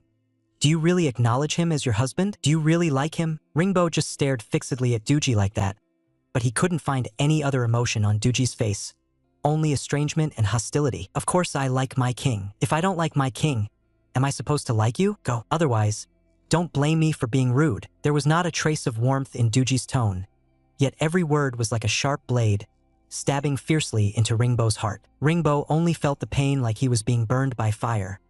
Even the scorching torment of the water of heartlessness when he first fell in love was not even a 10,000th of what he felt now. His voice was low and hoarse, laden with sorrow. Is that so? So this is what you think? Why would this person's emotions before him affect him? Doogie watched him turn away in loneliness, his fleeing figure filled with desolation. Why did his heart ache? Only when Ringbo's figure completely disappeared from his sight did Doogie suddenly remember something and want to call out to him. However, the two words Ringbo still never made it past his lips. In the next second, his eyes were covered by the hand behind him. Ashurwang covered his eyes, pain flickering in the depths of his own gaze. Yet he still held him tightly with gentleness and whispered in his ear, "Let him go, demon lord. Your primordial spirit has long since been locked by my heart-locking jade. You can only love me." That voice seemed to carry a bewitching charm. Doogie's heart began to waver. That name was gradually erased, and tears slipped down as the memories faded. Two couples were getting married on the same day, yet Ringbo alone was absent-minded. Doogie was sitting right beside him. The two of them both wore bright red wedding robes, yet each was about to bow in marriage to someone else. Ringbo had always thought that pushing Doogie away was the best arrangement for him. He suppressed his love only to keep Doogie safe. But the wine in his cup had already reached the bottom, and he remained completely unaware because he loved him. Ringbo swept a glance at Doogie beside him from the corner of his eye. But what did any of this count for now? You were clearly the one who pulled me into this first, and now you turn around and fall in love with someone else. He recalled how Doogie had curled up in Ashura arms. Ringbo only felt as if his anger had been ignited, instantly blazing through his whole body. He couldn't help clenching his wine cup. Damn, no, I absolutely won't allow it. From beside his ear came the singing cry of, "The auspicious hour has arrived. The wedding begins." Ringbo suddenly stood up. So what if Doogie doesn't love me? I am the only one who can protect him. As soon as the cumbersome rituals ended, the hand behind Ringbo's back quietly formed a spell seal. His mind was filled only with Doogie's face. Knock him out. Take him away. Lock him up. Ringbo looked toward the direction of Doogie's bridal chamber. The gloom in his eyes and the hard, forceful possessiveness there were almost about to solidify into something tangible. He was going to take possession of him completely, from heart to body. What the heart-locking jade locked down was not only Doogie's feelings for Ringbo, it also completely locked away the once vibrant heart of Doogie. At this moment, Doogie sat in the bridal chamber with no joy or sorrow on his face, listening to the maid softly explain. Cover your eyes with red silk, like the bridal veil in the human world. This is the rule of the wedding night. He was waiting for Ashura, waiting for him to personally untie the red silk before his eyes. Yet, in the next second, a sudden creak of a door opening came from outside. Doogie sat obediently on the marriage bed, motionless, waiting for the king to draw closer step by step. The footsteps came nearer and nearer, yet that person still did not reach out to remove the red silk. A hand gently caressed Doogie's face, yet not a single word was spoken. Why say nothing? In the next second, a kiss fell upon Doogie's lips, and Doogie suddenly tensed up. Those hands were very gentle, slowly roaming over Doogie's body. So light it was as if touching a fragile treasure. The lips moved down to Doogie's neck, and he unconsciously called out, "Wong." The other's movements abruptly halted. The surrounding temperature seemed to be sucked away in an instant. In the next moment, Doogie only felt his body suddenly lift off the ground, his whole person scooped up into someone's arms. Immediately after, a familiar furious roar exploded at the doorway. "Audacious scoundrel, prepare to die." Only then did Doogie realize in shock. The person before him was not Ashura at all. A faint smell of blood spread through the air, and Doogie suddenly tore off the silk band. What entered his sight was Ringbo staring at him with a dark expression. With the reflection of the blood droplets in his eyes, that gaze appeared even more terrifying. Until Ashura shout came, Doogie was jolted awake as if struck by lightning. He raised his hand to strike at Ringbo, but Ringbo's strength suddenly became terrifyingly great. Ringbo grabbed Doogie's wrist in one move, his eyes filled with an almost crazed possessiveness. "No matter what happens today, you can't escape. You are mine." When he said this, the baleful aura around him even overshadowed Doogie, the demon lord. In that instant, even Doogie had his breath shaken still by Ringbo's momentum. Before the spell in Ashura hand could be completed, a sharp blade pierced straight through his chest. Shuddering with pain, he turned around and saw that the person behind him was actually Ringbo. Ringbo had used a clone technique to turn around and stab him in return. As the Ringbo clone behind him dissipated, Ashura body likewise instantly collapsed to the ground. The heart-locking jade's influence was still there, and Doogie actually felt a stab of pain in his chest. By instinct, he wanted to break free and rush toward Ringbo. But in the next second, a pair of hands covered Doogie's eyes. Ringbo's fingertips pinched into a hypnotic spell. Doogie's reaction made a faint ache rise in his heart, yet he still forced his emotions down, his tone chillingly calm. "This is the heavenly realm. You are demons. You can't defeat me." When Doogie's eyes finally closed completely, the murderous aura on Ringbo's body only grew heavier. He killed every single person present. Cradling the sleeping Doogie in his arms, he walked very slowly, yet still moved step by step toward the door. He was going to take Doogie away from here. But as soon as he stepped out of the hall, a loud boom sounded above his head. Just as he stepped out of the hall, another boom sounded overhead, and the formation abruptly rose. Gojojon's vast heaven divine light, proving they had already been discovered. The enormous pressure of the descending formation forced Ringbo directly down to one knee on the ground. Gojojon walked closer step by step, his voice filled entirely with anger. "You actually lost control to this extent for the sake of a demon clansman. You have disappointed me too much, enduring that oppressive might that was almost enough to crush a person." Ringbo clenched his jaw tight. He held Doogie in his arms even tighter, and once again lowered that proud head. "I love Doogie. In this life, I will only marry him. I beg Jijin to grant us your blessing." Seeing that he still had this unrepentant attitude, Gojojon's anger exploded in an instant. "Have you forgotten the ruthless art you cultivate? So-called feelings are nothing more than illusions in your heart." Ringbo's gaze fell on the unconscious person in his arms, his voice so cold it was resolute. "Even if it is an illusion, this disciple is willing to be trapped in it for a lifetime." As if he had finally made up his mind, Ringbo suddenly raised his head, his eyes colliding straight with Gojojon's. For the person in his arms, he was willing to give up anything. "This disciple is willing to lay down the power of the Emperor Lord, and only asks that your majesty grant this disciple the one and only chance in his life to be willful." As soon as Ringbo finished speaking, the heart-locking jade at Doogie's chest gave a sharp crack and split open a fissure. The crack then began to spread out bit by bit. Gojojon was completely ignited by these words, and the most lethal strike began to gather in his palm. "He's actually driven you into madness to this extent. I will not spare him today." As soon as the words fell, the spell he had been charging in his hand immediately blasted toward Doogie. At the moment when the ninefold firmament divine art exploded, it also swept up a string of dazzling blood beads. The stench of blood in the air grew heavier and heavier, and the heart-locking jade at Doogu's chest also began to grow hotter,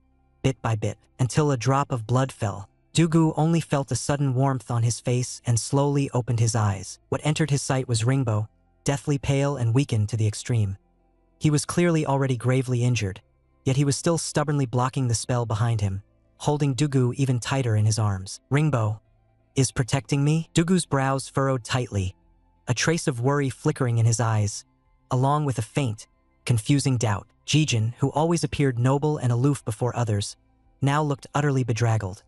Yet in those eyes was love so overflowing it seemed about to spill out. As long as he had a single breath of strength left, he would cling to the person in his arms and shield him, raising his hand with difficulty, his fingertips gently brushing past the side of Doogu's face. "Don't be afraid. With me here, no one can hurt you." Doogu's furrowed brows tightened even more. This man could barely hold on himself, yet he was still saying such things. But why, seeing him like this, did Doogu feel such a panicked, choking pain? His heart burned, burning as if it hurt. Jijin had never expected that Ringbo would be so deeply devoted. Just for a member of the demon clan, he had forcibly taken that killing strike head-on, shattering all his internal organs. The next second, a hand directly pierced through Jijin's chest, and only then did Gojojon suddenly realize his own life force was being drained. How is this possible? This is the power of the Hongmeng furnace. By the time he reacted, his body had already completely collapsed. The number 1 Jijin of the celestial realm thus fell. Ashura bloodthirstily licked the crimson off his hand, as expected of the celestial realm's supreme treasure, the Hongmeng furnace. It can even suppress Gojojon's power. His gaze fell on Ringbo, who was gravely injured and stunned. With a single thought, he slammed his fist straight into Ringbo's chest. Ringbo's internal organs were already shattered, and the injury only worsened. At this moment, Ringbo was like a glass doll with its strings cut, so fragile he was about to shatter. He had no strength to fight back, yet his eyes were filled with unwillingness. Ashura abruptly yanked his fist back, and fresh blood spurted out with it. He stared at the blood spraying across his palm, and the corners of his mouth slowly curled up. Surprised? "You're not the only one who can use clone techniques." Ringbo's warm blood splattered all over Doogie's face. Doogie could only watch as Ringbo's life force slowly flickered out, until that body finally collapsed weakly toward him. Ringbo's voice was hoarse and raw. "Doogie, I love you." That barely audible sentence was his final last words.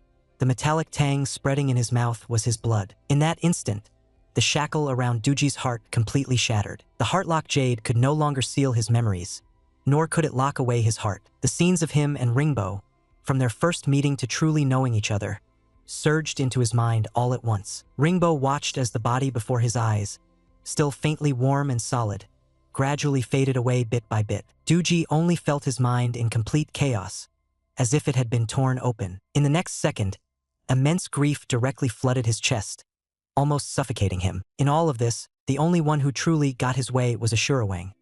His face lit with wild joy as he rushed toward Doogie. The people in the way are finally all dead. We can finally be together forever. But before his hand could touch him, he was pushed away by a spell from Doogie.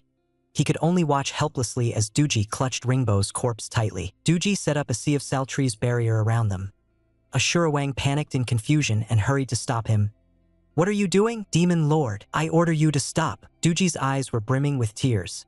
He did not say a single word, only stared fixedly at Ashura until the barrier fully sealed. Only when the surroundings became completely quiet did Ashura suddenly realize Doogie actually was not obeying orders. The Heartlock Jade had failed. Ashura expression froze. Could it be that Doogie had broken free from the Heartlock Jade's control over his primordial spirit? He recalled that clump of red energy at Doogie's chest just now.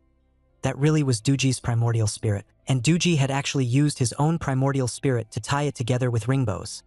This was a brute force way of dragging Ringbo's soul back. A deep sense of defeat surged up in Ashura heart as he stared blankly at the barrier enclosing the two physical bodies. You would actually, for his sake, chase him all the way to the underworld? The blood-colored glaze instance has been completed. Congratulations, Angel Bulachi. LVL Ringbo Jegan has just confessed to you.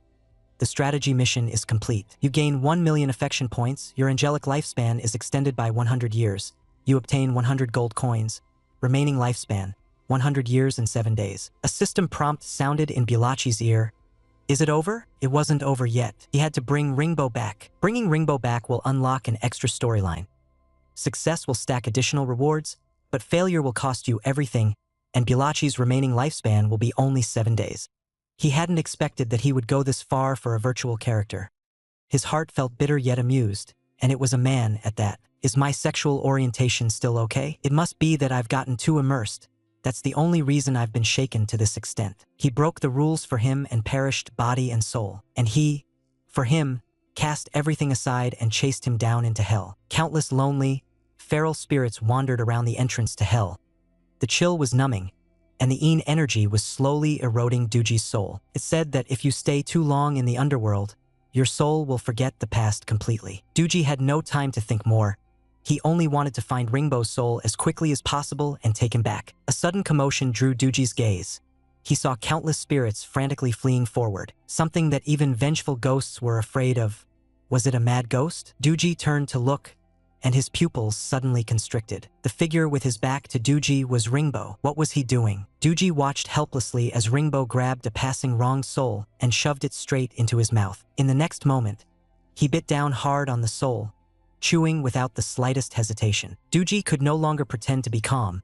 He yanked Ringbo's hand. Are you insane? You are a deity, not a beast. Doogie's face broke into Ringbo's line of sight, instantly stealing all of his attention. Only then did Doogie realize Ringbo's eyes had long since gone empty, as if all light had vanished. Like a wild beast, Ringbo lunged straight at him, but Doogie did not push him away. Instead, he stared into his eyes, trying to pull him back. Ringbo, don't you recognize me anymore? But what was driving Ringbo now was nothing but beast-like instinct. He sank his teeth into Doogie's neck. Crimson, warm blood flowed down, and he licked it as if savoring it. Only then did Doogie become certain. He really had gone mad, controlled solely by instinct and desire. Why? Because their souls were intertwined. Doogie heard the roar from the deepest part of Ringbo's soul. I refuse to accept this. Just one step away. I was clearly just one step away from taking him away. It was only at this moment that Doogie understood.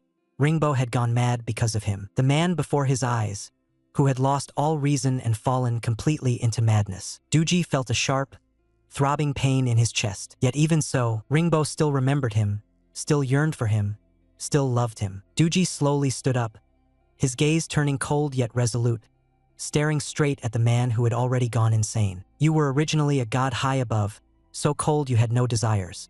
Yet because you could not let go of your love for me, you were forcibly driven mad, and in the end, because you loved me, you fell and became a ghost. He gently loosened his robe and walked toward Ringbo step by step.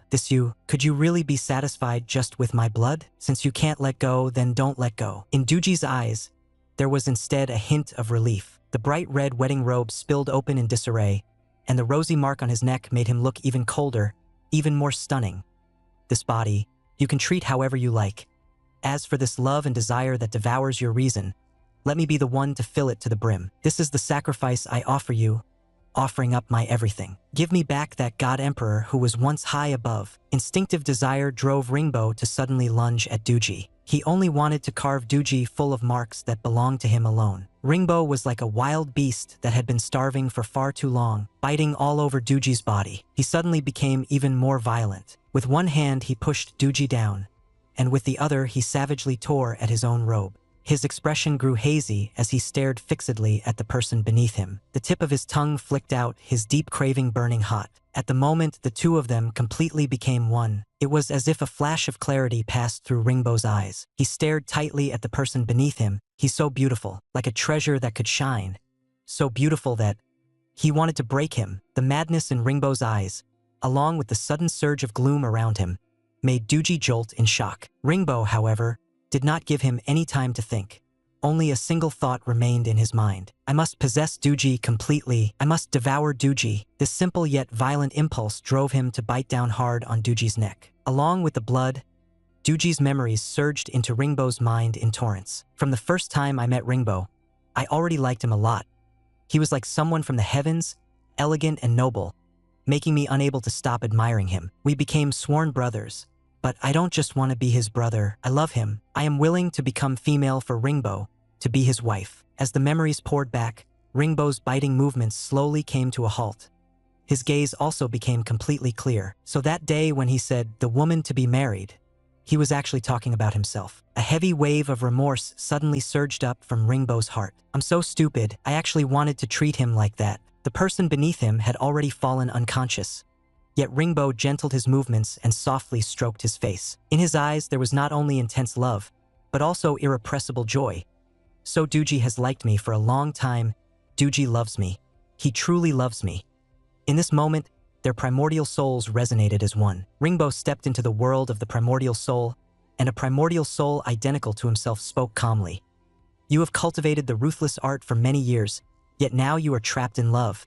Can you let it go? Ringbo could not let it go.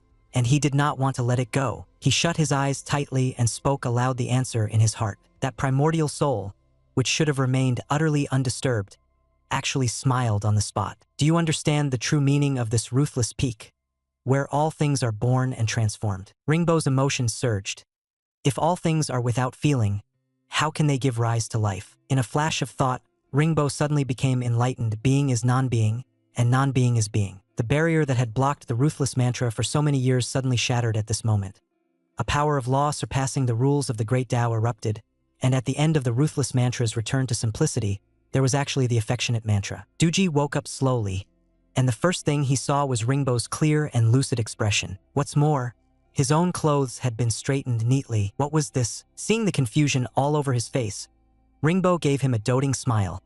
Thanks to the power of your primordial spirit, I've already broken through the ruthless mantra and cultivated the affectionate mantra. Before he even finished speaking, he pulled Doogie tightly into his arms and lowered his head to kiss him. Your primordial spirit is so warm. With that single move, Doogie's cheeks instantly flushed crimson. Welcome back, Ling. Two bodies, two strands of soul, completely entwined with each other. The part after that, let's skip about 80,000 kilometers of dashcam footage for now. Outside the barrier, Ashura had already waited a full minute, but the longer he waited, the more anxious he became. 1 minute outside the barrier was a whole day inside. Ashura expression grew so dark it was icy, and his fingertips pinched together into a spell seal. I can't delay any longer. I must break the barrier, even if you get hurt. I'm sorry, Doogie, but the spell in his hand didn't even have time to blast out. At the center of the barrier, a terrifying power of law exploded out first. As the barrier completely shattered, Ashura saw only the solid tree suddenly sprout and bloom, its flowering branches half veiling those two bodies entwined together. In that instant, the baleful energy around him burst forth violently, and the anger in his heart could no longer be suppressed. Beneath the half-open robe, what entered his sight were specks and traces of ambiguous intimacy. From the moment he was born, he had placed Ringbo in his heart, wanting his true feelings, wanting Ringbo to willingly become his queen. But now, Ringbo was lying in another man's arms. Ashura killing intent and fury, together with the incantation in his hand, slammed ruthlessly toward Ringbo. Even if he were to cut Ringbo into 1,000 pieces, it would still not be enough to extinguish the fire in his heart. Yet in the next second, Ringbo actually raised his hand, and with one hand caught the move he had unleashed with all his strength. In this strike, it actually fused the power of the Hongmeng furnace. Ringbo calmly blocked his killing blow, one eyebrow lifting, his tone cold and scornful. I have already mastered the sentiment mantra and can transcend the laws of heaven. You cannot defeat me. As his words fell, Ringbo's palm gently pushed forward. Ashurwang's killing move was sent back at him intact, just as it was. This strike directly shattered Ashurwang's internal organs, and his aura weakened on the spot. But Ringbo had absolutely no intention of leaving him a way to live. Ringbo walked toward the bedraggled Ashurwang step by step, looking down at him from on high, while in his palm that power surpassing heaven's Tao was gradually gathering. This palm strike was just about to fall when it was stopped by Duji. He was the king of the Azura clan.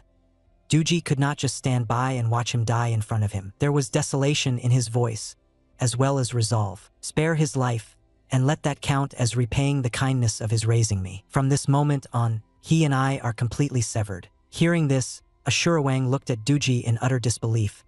He would rather die than live on thanks to this sort of plea for mercy. Ringbo did not want to give him any chance to get close to Duji. Since Duji did not want him to die, then he would be spared, but the punishment he deserved would not be lessened in the slightest. Ringbo raised his hand and formed a spell seal, his gaze cold as a blade, locking firmly onto Ashurwang. You will stay in this primal chaos furnace and reforge your very roots and bones. Ashurwang had not expected to meet such an end. He murmured in self-mockery. For generations, we Ashurwang have been manipulating the demon lord's heart. It seems retribution has finally fallen on me. As the power of the laws from the primal chaos furnace behind him pulled at him, Ashurwang's physical body began to slowly dissipate. His soul would be torn apart and reforged by the furnace day and night. Yet even so, he did not regret it. Even if he had the chance again, he would still do the same. As long as he could do it over again, even just once, perhaps in the next life, then. Ashurwang's final voice gradually faded away as he slowly sank into the furnace. Duji stared blankly at that tiny lump of something in his palm, while a surge of indescribable emotion suddenly welled up in his chest. The next second, Ringbo hugged him from behind, jealousy almost overflowing. In front of me, you're not allowed to think about other men. The person in the way was finally gone. Ringbo pulled him into an even tighter embrace, his voice low and hoarse with heat.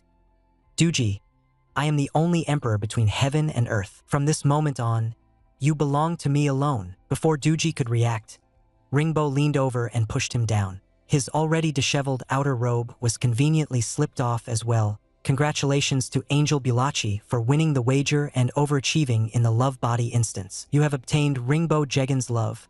Affection level 100,000%. Now teleporting back to heaven. The Gift East mission hall was a cacophony of noise. The angels were chatting about their own instance missions, but the most eye-catching one was still Bulachi. He had Penpen chosen the hardest target of all, Ringbo Jegan. There were even angels teasing him on the spot. Bulachi was already lacking in love energy, yet he still dared to risk his life like this. If the mission failed, he might just die. The world would be a quieter place. Quite a few were just waiting to see him suffer a crushing defeat. Suddenly, a burst of bright light flared at the front of the Great Hall. The first-place finisher of the Love Body instance was about to appear. All the angels fixed their eyes on the first-place spot, holding their breath, eager to see who that person actually was. The light gradually faded away. Bulachi, looking utterly languid, went straight up and sat on the first-place throne. Because he had cleared the mission, his already beautiful features were even more exquisite, as if they had been resculpted by light. And on the large screen above his seat, the results of his instance were being announced. Bulachi's amorous body instance, record-breaking. Lifespan extended by 200 years, target character's affection level 100,000%, base value 300, obtained 200 gold coins. The record for the amorous body instance has been broken. Obtained 2 million amorous body points, lifespan extended by 200 years, obtained 200 gold coins. At this moment, all the angels who had once slandered him, hated him, and looked down on him were all stunned. He had actually really broken the record of the amorous body instance. This was way too outrageous. Was this still that incompetent Bulachi? It was simply like he had become a different person. The amorous body instance had been successfully cleared, but Bulachi did not feel the excitement he had imagined. All the pain on his body had disappeared, and the marks left by Ringbo had completely vanished as well. The experiences in the instance felt like a dream, yet he had obviously been so deeply immersed in the role. As long as he thought of those excessively realistic sensations in the script, Bulachi still couldn't stop his face from flushing, and his heartbeat went out of rhythm as well. With the birth of the first-place finisher, a ball of golden light slowly appeared in the sky above. Immediately after, all the angels knelt down in unison and began to welcome the descent of Juzin. So that ball of light was actually God? The radiance grew more and more dazzling, and Blromace was crushed until he felt stifled, as if his chest cavity were being squeezed. Even his breathing became difficult. All the angels were enduring the terrifying pressure while still devoutly praising Juzin. Only Ruzapael on the main seat was completely unaffected. His gaze swept heavily across the area below, as if examining something. Blromace only felt as if his internal organs were about to be squeezed until they split. He clutched his chest tightly, his face turning pale. It was terrifying just by existing. It could subject him to such dreadful pressure. When he looked up, however, Ruzapael's expression was completely calm and composed. Blromace couldn't help complaining inwardly. What an act. No sooner had the thought formed than a dignified voice pressed directly into Blromace's mind. Because Ruzapael is the Vice Lord of Heaven, the right hand of God. Of the power of paradise, 60% belongs to God, 40% to Ruzapael, so he is not affected by me. Blromace was stunned on the spot.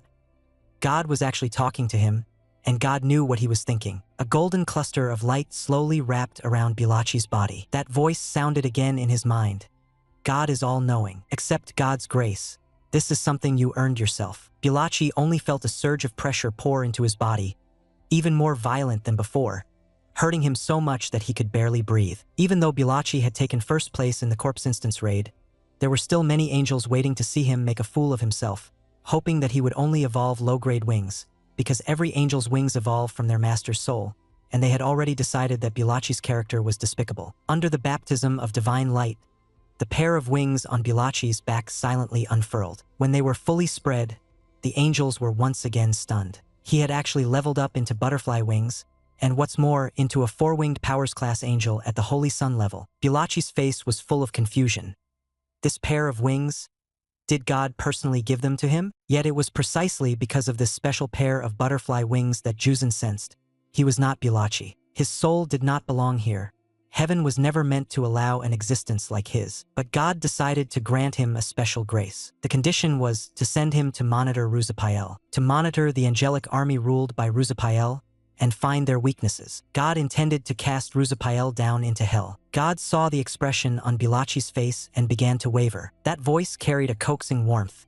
You're hesitating? Have you forgotten what he did to you? The instant the words fell, a burst of golden light exploded in Blromace's pupils. He lifted his eyes and was dragged into the scenes of how Blromace and Ruzapael had once been together. In Ruzapael's bedchamber, Blromace was obsessively cradling a robe, lifting it to his nose to gently inhale. It was His Highness Ruzapael's scent. That familiar breath made his cheeks burn. Blromace couldn't understand. He clearly liked Ruzapael so much, so why was Ruzapael always so hostile toward him? Does my scent smell good? That cold, clear voice behind him brutally cut off his thoughts, being exposed so bluntly for such a shameful act. And yet Ruzapael just happens to hate him so much. Blromace's whole body froze. He didn't even have the courage to turn his head. Ruzapael had no intention of letting him go, and raised his hand to clamp down on Blromace's neck. His eyes were full of disgust and anger. So interested in me? You want me? Blromace only felt his neck being squeezed in pain, the air being taken from him bit by bit. Yet he still forced himself to nod with difficulty. His attempt to please did not make Ruzapael happy. Instead, it was like adding fuel to the fire, making Ruzapael even angrier. Ruzapael gritted his teeth and suddenly let go of him. He assumed a contemptuous posture, staring at Blromace like he was trash, the disgust in his tone even heavier. You still dare to pretend to be so devoted? You really have a thick skin. I really want to see just how low you can abase yourself. Blromace's upper body was bare. His hands were bound behind his back, and he could only let the other order him around at will. Even if all Ruzapael ever gave Blromace were repeated verbal mockery and naked disgust, Blromace still clung to him stubbornly. He was just like a toy in Ruzapael's hands, letting him knead and play with him as he pleased. Ruzapael's fingertips brushed through his hair. The next second, he pulled him into his arms. He claimed to be disgusted, yet he did not avoid Blromace's touch. It was like he was venting his anger through torture. All Blromace could feel was his neck, pressed tightly by him, faintly aching. He trembled from the pain and softly begged Ruzapael to let him go. Just as Blromace's plea fell, The angel guard before the hall glanced at Blromace in Ruzapael's arms, his face full of disgust and confusion.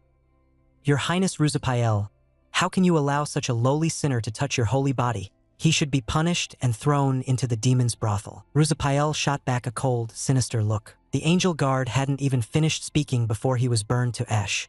The disappearance of a life was nothing more than a minor interlude to him. As if nothing had happened, Ruzapael's face remained gloomy as he stared fixedly at the person in his arms. His voice was weighed down with icy anger. "Why did you betray me?" But Blromace clearly could not understand this question. He didn't even have enough time to love him. How could he possibly betray him? Yet in Ruzapael's eyes, his explanation was nothing but the trick of someone feigning amnesia, and the air around them instantly froze with cold. The murderous aura on Ruzapael's body suddenly gathered. He raised his hand and gripped Blromace's neck with one hand. His face was so dark it was terrifying, and his voice seemed forced out through clenched teeth. "I really underestimated your shamelessness. I caught you fooling around on the spot, and you still dare to talk about love with a straight face? Fine. Then show me this so-called love of yours. Act it out for me." A ring of light surfaced in Ruzapael's golden eyes and shot straight toward the center of Blromace's forehead. That oppressive force from the spiritual level forced Blromace to shut his eyes in pain. When he opened his eyes again, in his field of vision, several burly, stark-naked men lunged fiercely at him. He could feel a resonance deep in the soul of this body. The former Blromace had loved him to the point of madness. Yet it was this bastard who had trampled that love into something utterly worthless. But the person he was now was no longer that Blromace who could be humiliated at will. He looked at Ruzapael still putting on that lofty, high and mighty air, as if he were crowning himself.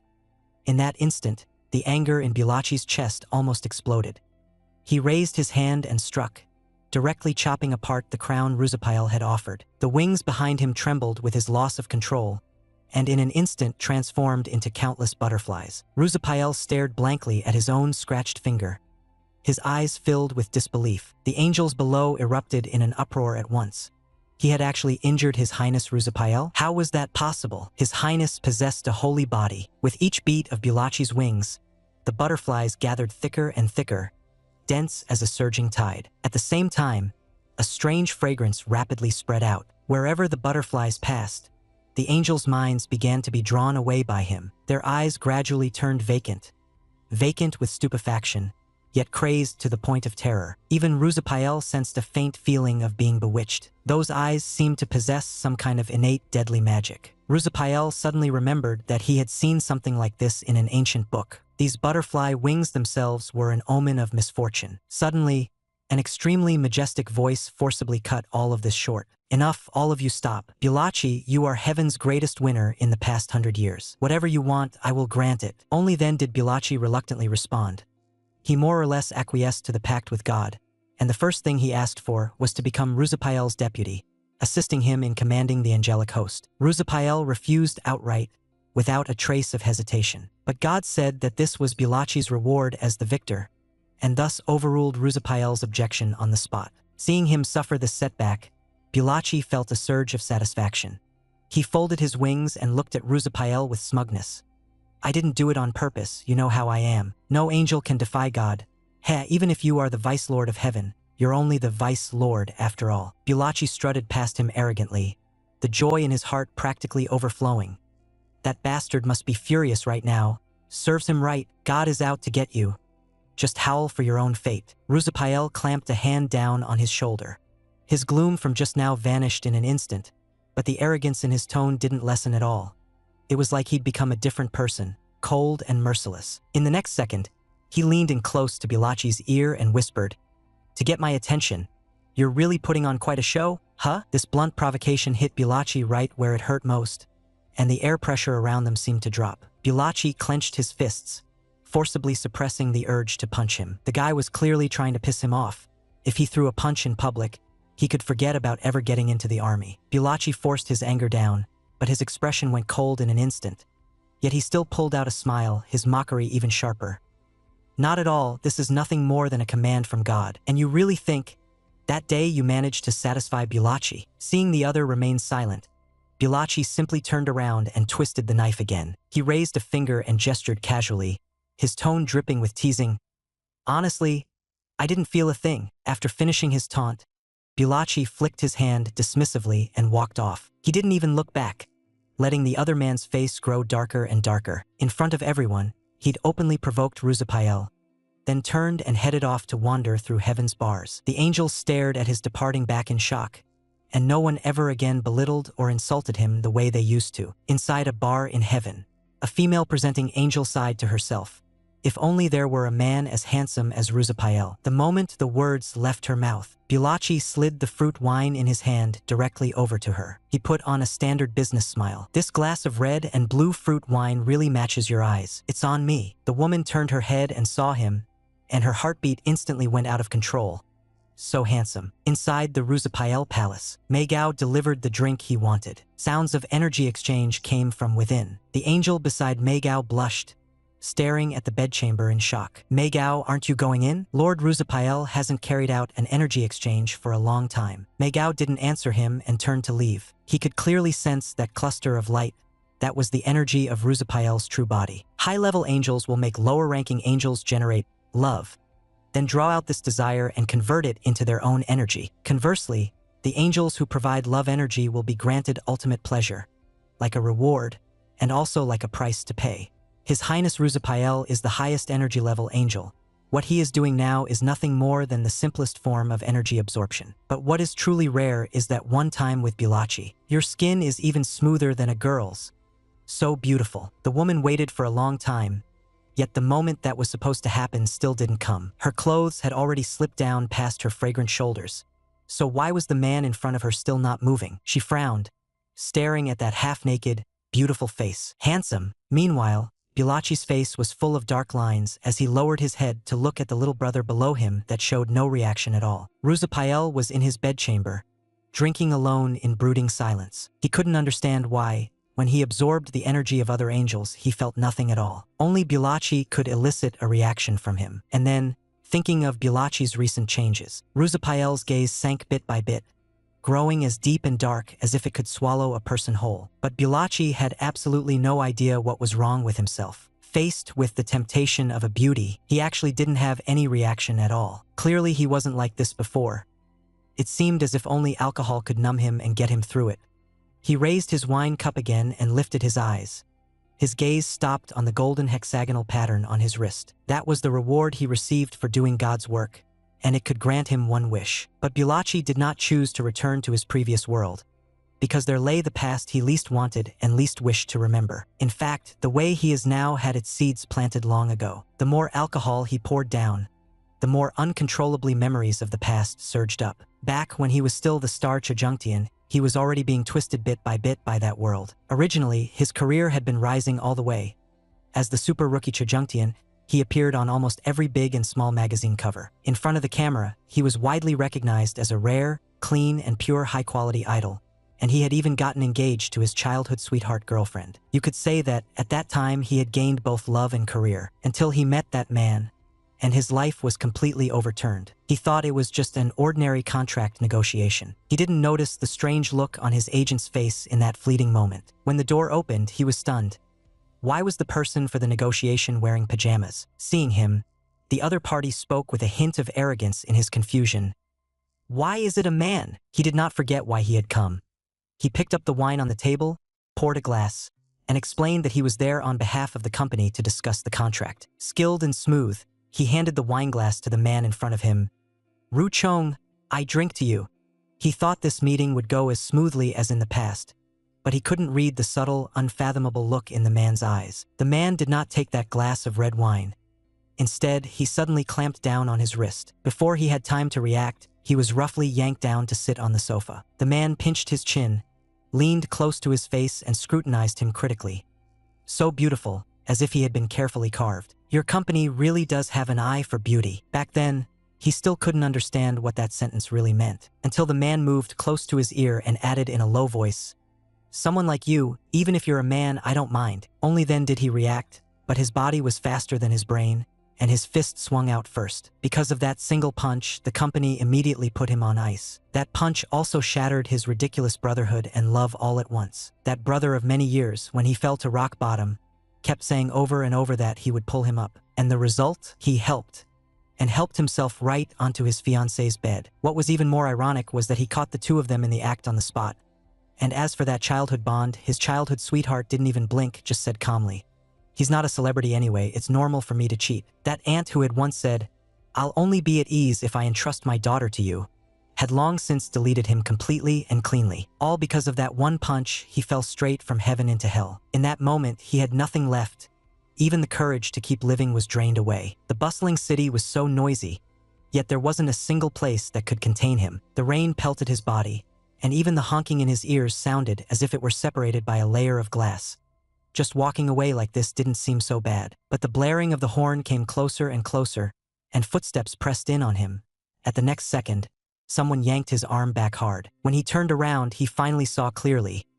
It was the person he least wanted to see, the man who had made him lose everything. He grabbed the man's collar like a madman. "It was you, you bastard. You did all of this, didn't you?" In the man's eyes, there wasn't the arrogance he had imagined.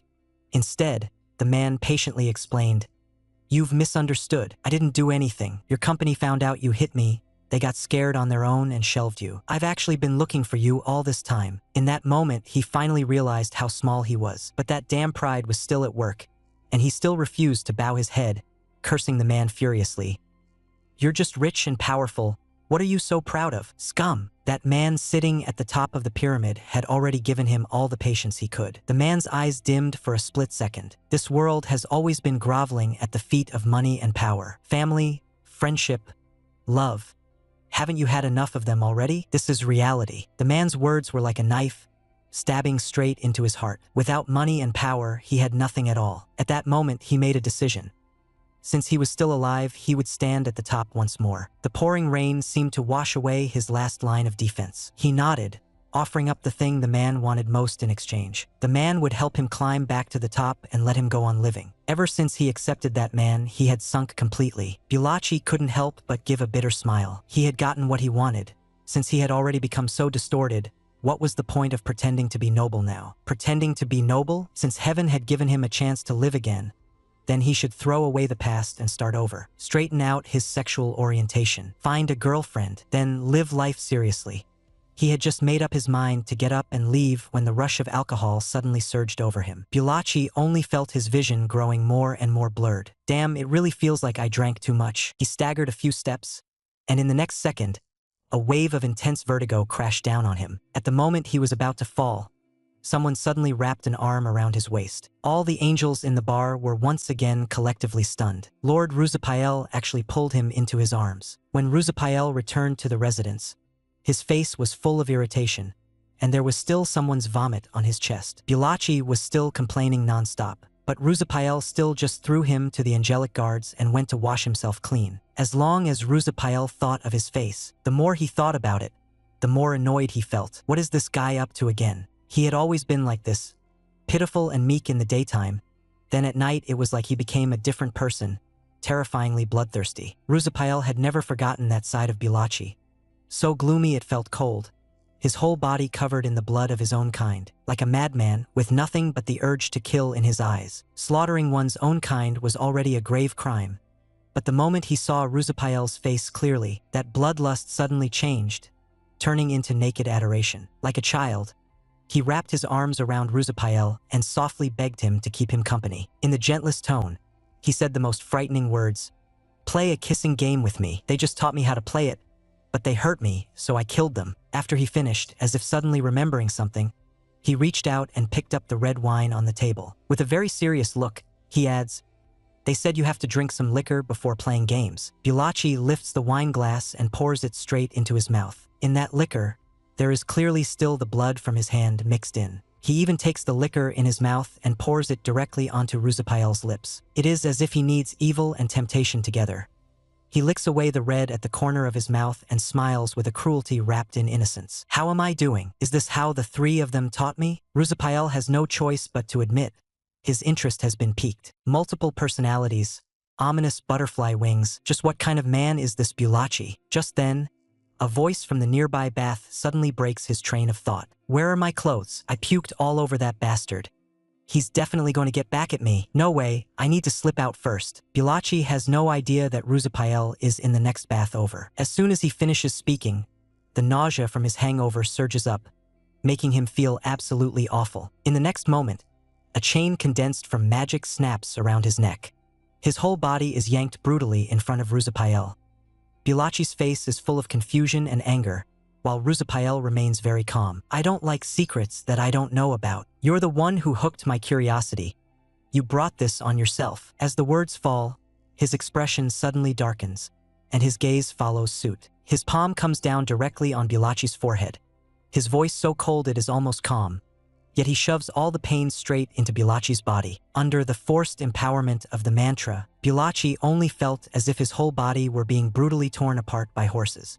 His teeth chattered, and his fingertips were rubbed raw, leaving streaks of blood. The pain was like having the flesh shaved off his body piece by piece. In pain to the extreme, Blacie's eyes began to go blank, as if losing focus. Ruzapael lifted his chin with one hand, the curiosity in his eyes growing heavier. Even this kind of pain can't pry it open? As expected, your soul has a very strong seal, so let's try another method. Under the forced empowerment of pleasure, Blacie's legs went weak, and his body almost stopped obeying his commands. It was a shame so intense it was suffocating. The moment he thought of that bastard's lofty expression, forcing him to beg, the anger in Blacie's chest instantly surged up. Was he deliberately humiliating him? Just now, while he was off guard, Blacie had headbutted him and knocked him out. He had to escape before he woke up, but his body felt too awful. He had to find someone. Right at the exit, he saw a man. Blacie disregarded any consequences and lunged straight at that man. But in the eyes of the angelic guards behind him, this move was clearly a public humiliation of Archangel-in-Chief Miguel. Following that furious roar, the long blade in his hand slashed down viciously toward Blacie. No one had expected that Miguel would actually catch the angel's longsword behind him with his bare hands for his sake. Ruzapael rushed over and, taking the opportunity, yanked Blacie straight into his arms, his forearm instinctively moving to shield him. Yet he was still a step slower than Miguel. Ruzapael's expression sank in an instant, his voice so cold it seemed to tighten, a faint, indistinct hostility hidden in his eyes.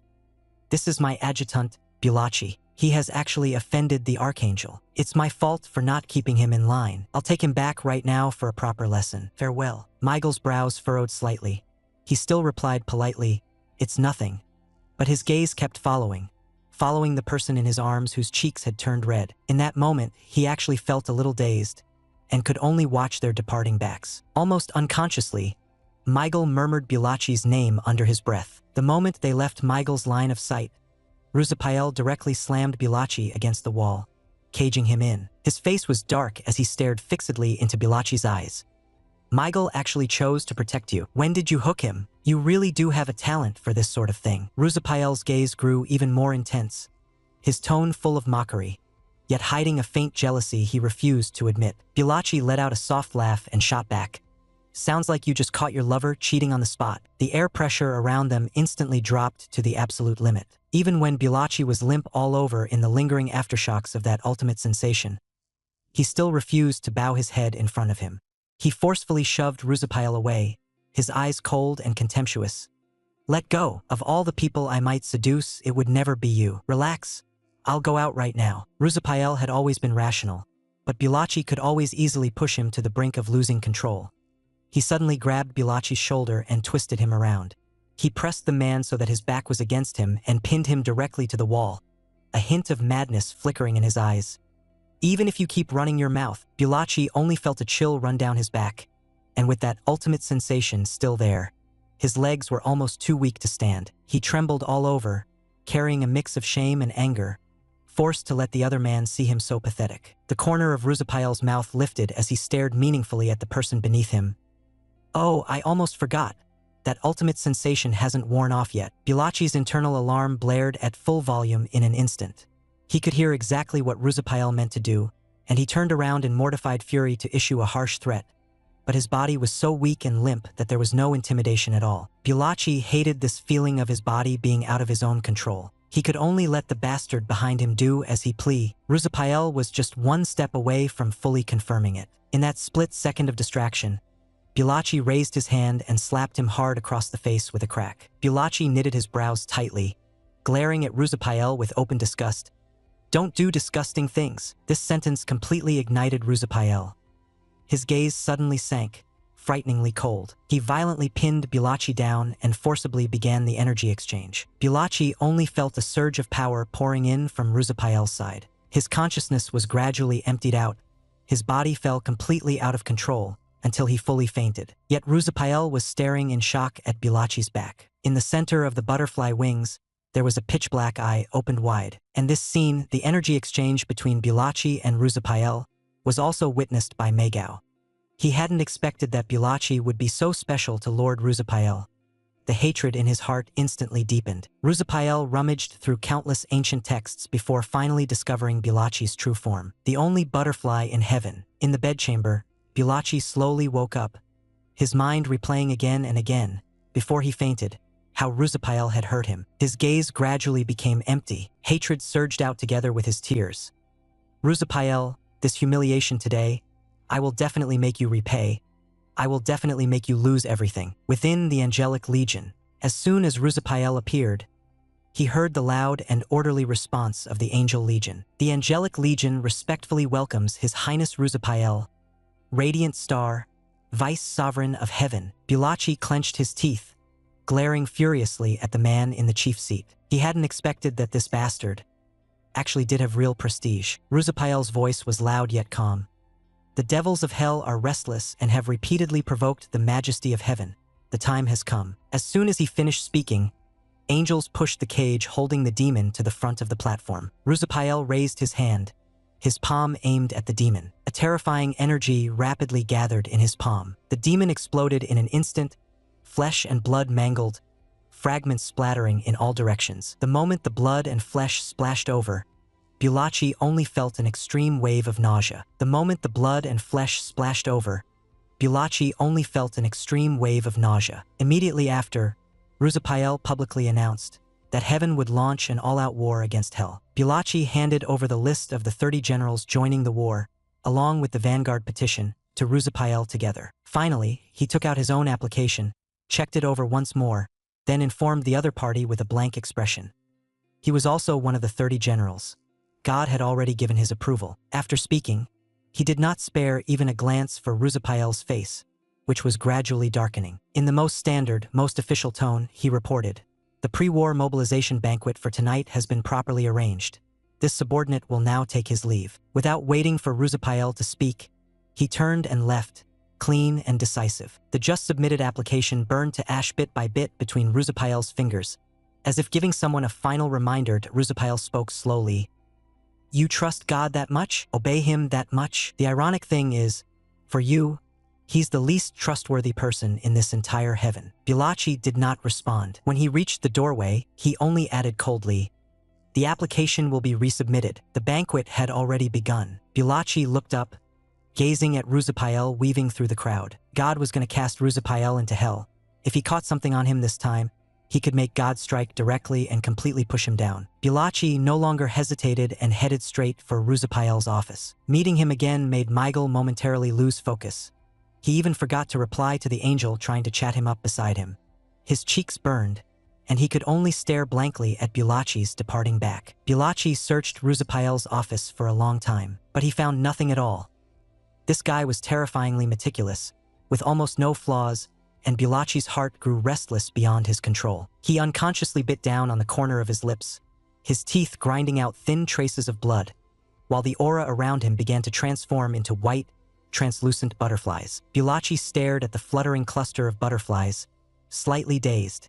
As if sensing his distress, the energy inside his body had turned into butterflies on its own. It was only when the butterflies came to a stop that he came back to himself.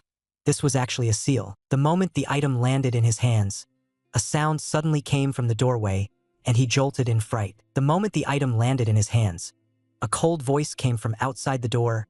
"What are you doing?" Hearing the voice, Blromace finally saw clearly who had arrived. It seemed to be the one who had previously followed at Ruzapael's side. Caught red-handed on the spot, Blromace was so embarrassed that his whole body went tense.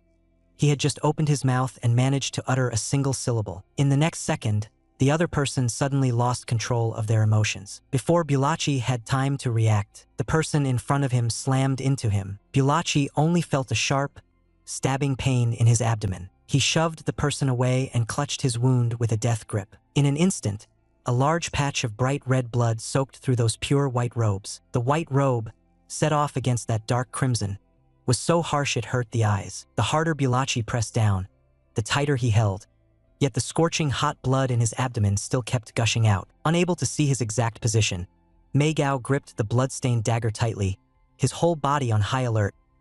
"You actually dared to sneak into His Highness's room.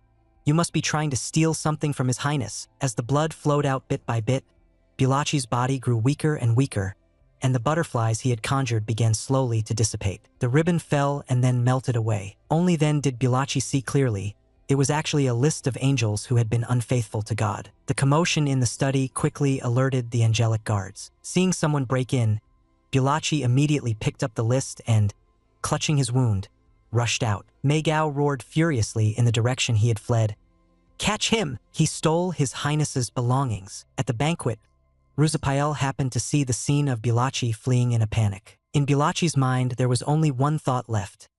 He had to get to Juzin as quickly as possible. But he had lost too much blood, and he was already starting to feel dizzy. The angel behind him kept chasing relentlessly, and without realizing it, he ran to the entrance of the instance. He clutched the list in a death grip and looked back in a panic. The angel was about to catch up to him. Damn, there's no way out. As more and more blood flowed, Blromace only felt his eyelids growing unbearably heavy, so tired that he just wanted to fall asleep. At the very second he was about to collapse, someone suddenly yanked his arm hard. Blromace instinctively tried to break free, but his body was so weak he couldn't even muster any strength. He didn't even have time to see who was behind him. Relying purely on instinct, he directly grabbed the other person by the collar. In the next second, the two of them disappeared from the entrance of the instance at the same time. Inside the instance, the king sat solemnly on the throne of the Great Hall, having long been waiting for his adoptive father Wonyoung to triumphantly return to the court. His face was full of joy, and his gaze fell straight onto His Highness's prison cart. "Adoptive father, is this the Fox King you intend to present to us?" Forced into playing out the storyline, Ruzapael had at this moment become Wonyoung in the instance. Facing the king, he still wore that same cold and proud expression, his tone as calm as if without a ripple. "Your servant pacified the northwestern lords, and on the way back saw auspicious purple clouds coiling above Mount Kunlun. I discovered this injured Fox King and thus subdued him." Wonyoung looked at the gravely injured Dalji, who was still murmuring the "Yin Shang ends, the Zhou rises," and let out a barely audible sigh. This guy has turned into... Even while injured, he forced his way into the dungeon. His condition is so bad he went straight into amnesia. His gaze darkened against his will. What a hassle. Might as well just kill him, end the dungeon, and snatch the list back. Thinking of this, he raised his head, put on that "for the country and the people" tone, and advised the king. "The nine-tailed fox governs the fortune of all the thrones under heaven and is an auspicious sign. By using this celestial fox in a ritual, we can extend the mandate of our Zhou." At the word auspicious, the king finally showed some interest. With a touch of curiosity, he examined the celestial fox in the prison cart. Only when the other raised his head did he finally see that face clearly, so beautiful it seemed able to drag a person's soul away. In the instant their gazes met, the king felt his heart suddenly lose control, pounding so hard it hurt. "Ha!" His tone was full of doubt, yet his eyes were nailed to the person in the cart, not blinking even once. "I've heard that the nine-tailed fox is the favored courtier of the celestial emperor. If the heavens descend punishment." Wonyoung had long since prepared a foolproof response. "It's of no consequence. I have already sealed his aura. The upper realm will not sense it." At the moment Dalji met his gaze, a faint, ghostly violet light surfaced in his eyes. The king lost his wits on the spot. The loosely worn outer robe slid down with a soft rustle, like a spark that shot straight into and ignited his suppressed desire. His throat tightened, and his mouth went terribly dry. "Then, how does Yafu intend to proceed?" Wonyoung drew his sword on the spot and lifted Dalji's chin with the cold tip of the blade. He still remained expressionless, but his voice was as cold as frost. "Cut off this fox's head and limbs, bury them into the underground dragon vein, and my great Shang's fortune will be secured for 100 years. As soon as his voice fell, Wonyoung raised his hand, about to strike the Fox King. At the very moment when the sword tip was about to fall on Dalji's neck, the king suddenly shouted for them to stop. He walked unhurriedly from the front of the hall toward the prison cart, raised his hand, and lifted Dalji's chin with a single finger. His gaze burned as he stared at that face of ultimate beauty. "I have heard that the whole Fox Immortal clan is peerlessly beautiful and endlessly alluring. Only today do I realize that the Fox King is the true unrivaled beauty. Even though he was a man, all the beauties in this world paled into insignificance before him. To kill him just like this would be far too wasteful. Wonjung's brows furrowed, and he suddenly felt a sinking in his heart. He only saw the king's lips curl into a meaningful smile. Since it concerns fortune, then let him enter my dragon vein. With that, he raised his hand and directly chopped through the chains on the prison cart. Scooping Dalji up in his arms, he walked away, leaving only his back for Wonjung to see. Wonjung's face instantly darkened. Damn it! The king is protecting him? Does he want to get the king killed? No, if he kills the dungeon core now, the dungeon will very likely collapse immediately. Wonjung only felt his temples swell. It seemed this boring plot could not be skipped and had to be played out to the end. Because he was forcibly dragged into the dungeon by Bulachi, Tohangson had no choice but to pick a capture target. Even though he was the Vice Lord of Heaven, he still could not escape the dungeon's rules, and in the end he could only choose the Fox King, Dalji. But choosing him did not mean he intended to see the story through to its conclusion. Wonjung slipped silently into the king's bedchamber. At the moment, it seemed that simply killing the king would obviously be much more straightforward. But just as he stepped inside, he ran into the scene of the king putting his hands all over Dalji. The air pressure around Wonjung instantly dropped to its lowest point. His fingers tightened uncontrollably, clamping down hard on the sword hilt. But in the next second, something even more startling froze him in place. The world always said foxes were seductive and sensual, yet he just had to be a cold and arrogant fox king. Even with his primordial spirit and golden core gone, he still refused to lower that noble head of his. He pressed the dagger against his own vulnerable neck. He would rather die than let himself be toyed with. On ordinary days, the king, who was cruel to the extreme, was now so flustered that he lost his composure. He longed to possess this fox king whose beauty made him fall at first sight, and even if he could not have him now, he did not want to lose him, so the king hurriedly explained that he was only too fond of his beloved consort. Even as a prisoner awaiting judgment, Dalji still held his brows high, his tone so cold it dripped with disdain. Who is your beloved consort? This king is the noble king of the nine-tailed celestial foxes. Such a Dalji also left Wonjung, hidden behind the curtain, staring in a daze. This guy, is he really that kind of seductive fox from the legends? The Fox clan had always been charming and alluring. They had never seen someone this cold and aloof. Yet beneath that icy expression of his, the innate allure of a fox could not be concealed, and instead became even more tantalizing. That inborn sense of enchantment pressed down, making one's throat go dry without realizing it. The king carefully cupped both of his hands, afraid the dagger would hurt him instead, and responded again and again, "All right, all right, all right, I understand." When he finally put the dagger down, only then did the king dare to drop a light kiss on the back of his hand.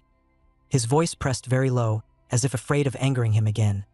"I will listen to my beloved consort in all things." He was still gently supporting Dalji's hand, yet toward the people outside the hall he instantly switched back to the king's tone. "Attend me, summon Gangsang." Having lost his primordial spirit and golden core, Dalji now lacked sufficient magical power, and even the warmth coming from his palm made him tremble slightly. He truly had no strength to spare anymore. The king seemed to sense something was wrong, worry almost overflowing. "My beloved consort, why is your breathing so unsteady?" Wonjung's gaze instantly sank. The air pressure around him dropped to a biting cold in a second. He turned and stormed off. If he stayed any longer, he feared he would lose control. Gangsang, who had been summoned, had just arrived when he ran into a dark-faced Wonjung.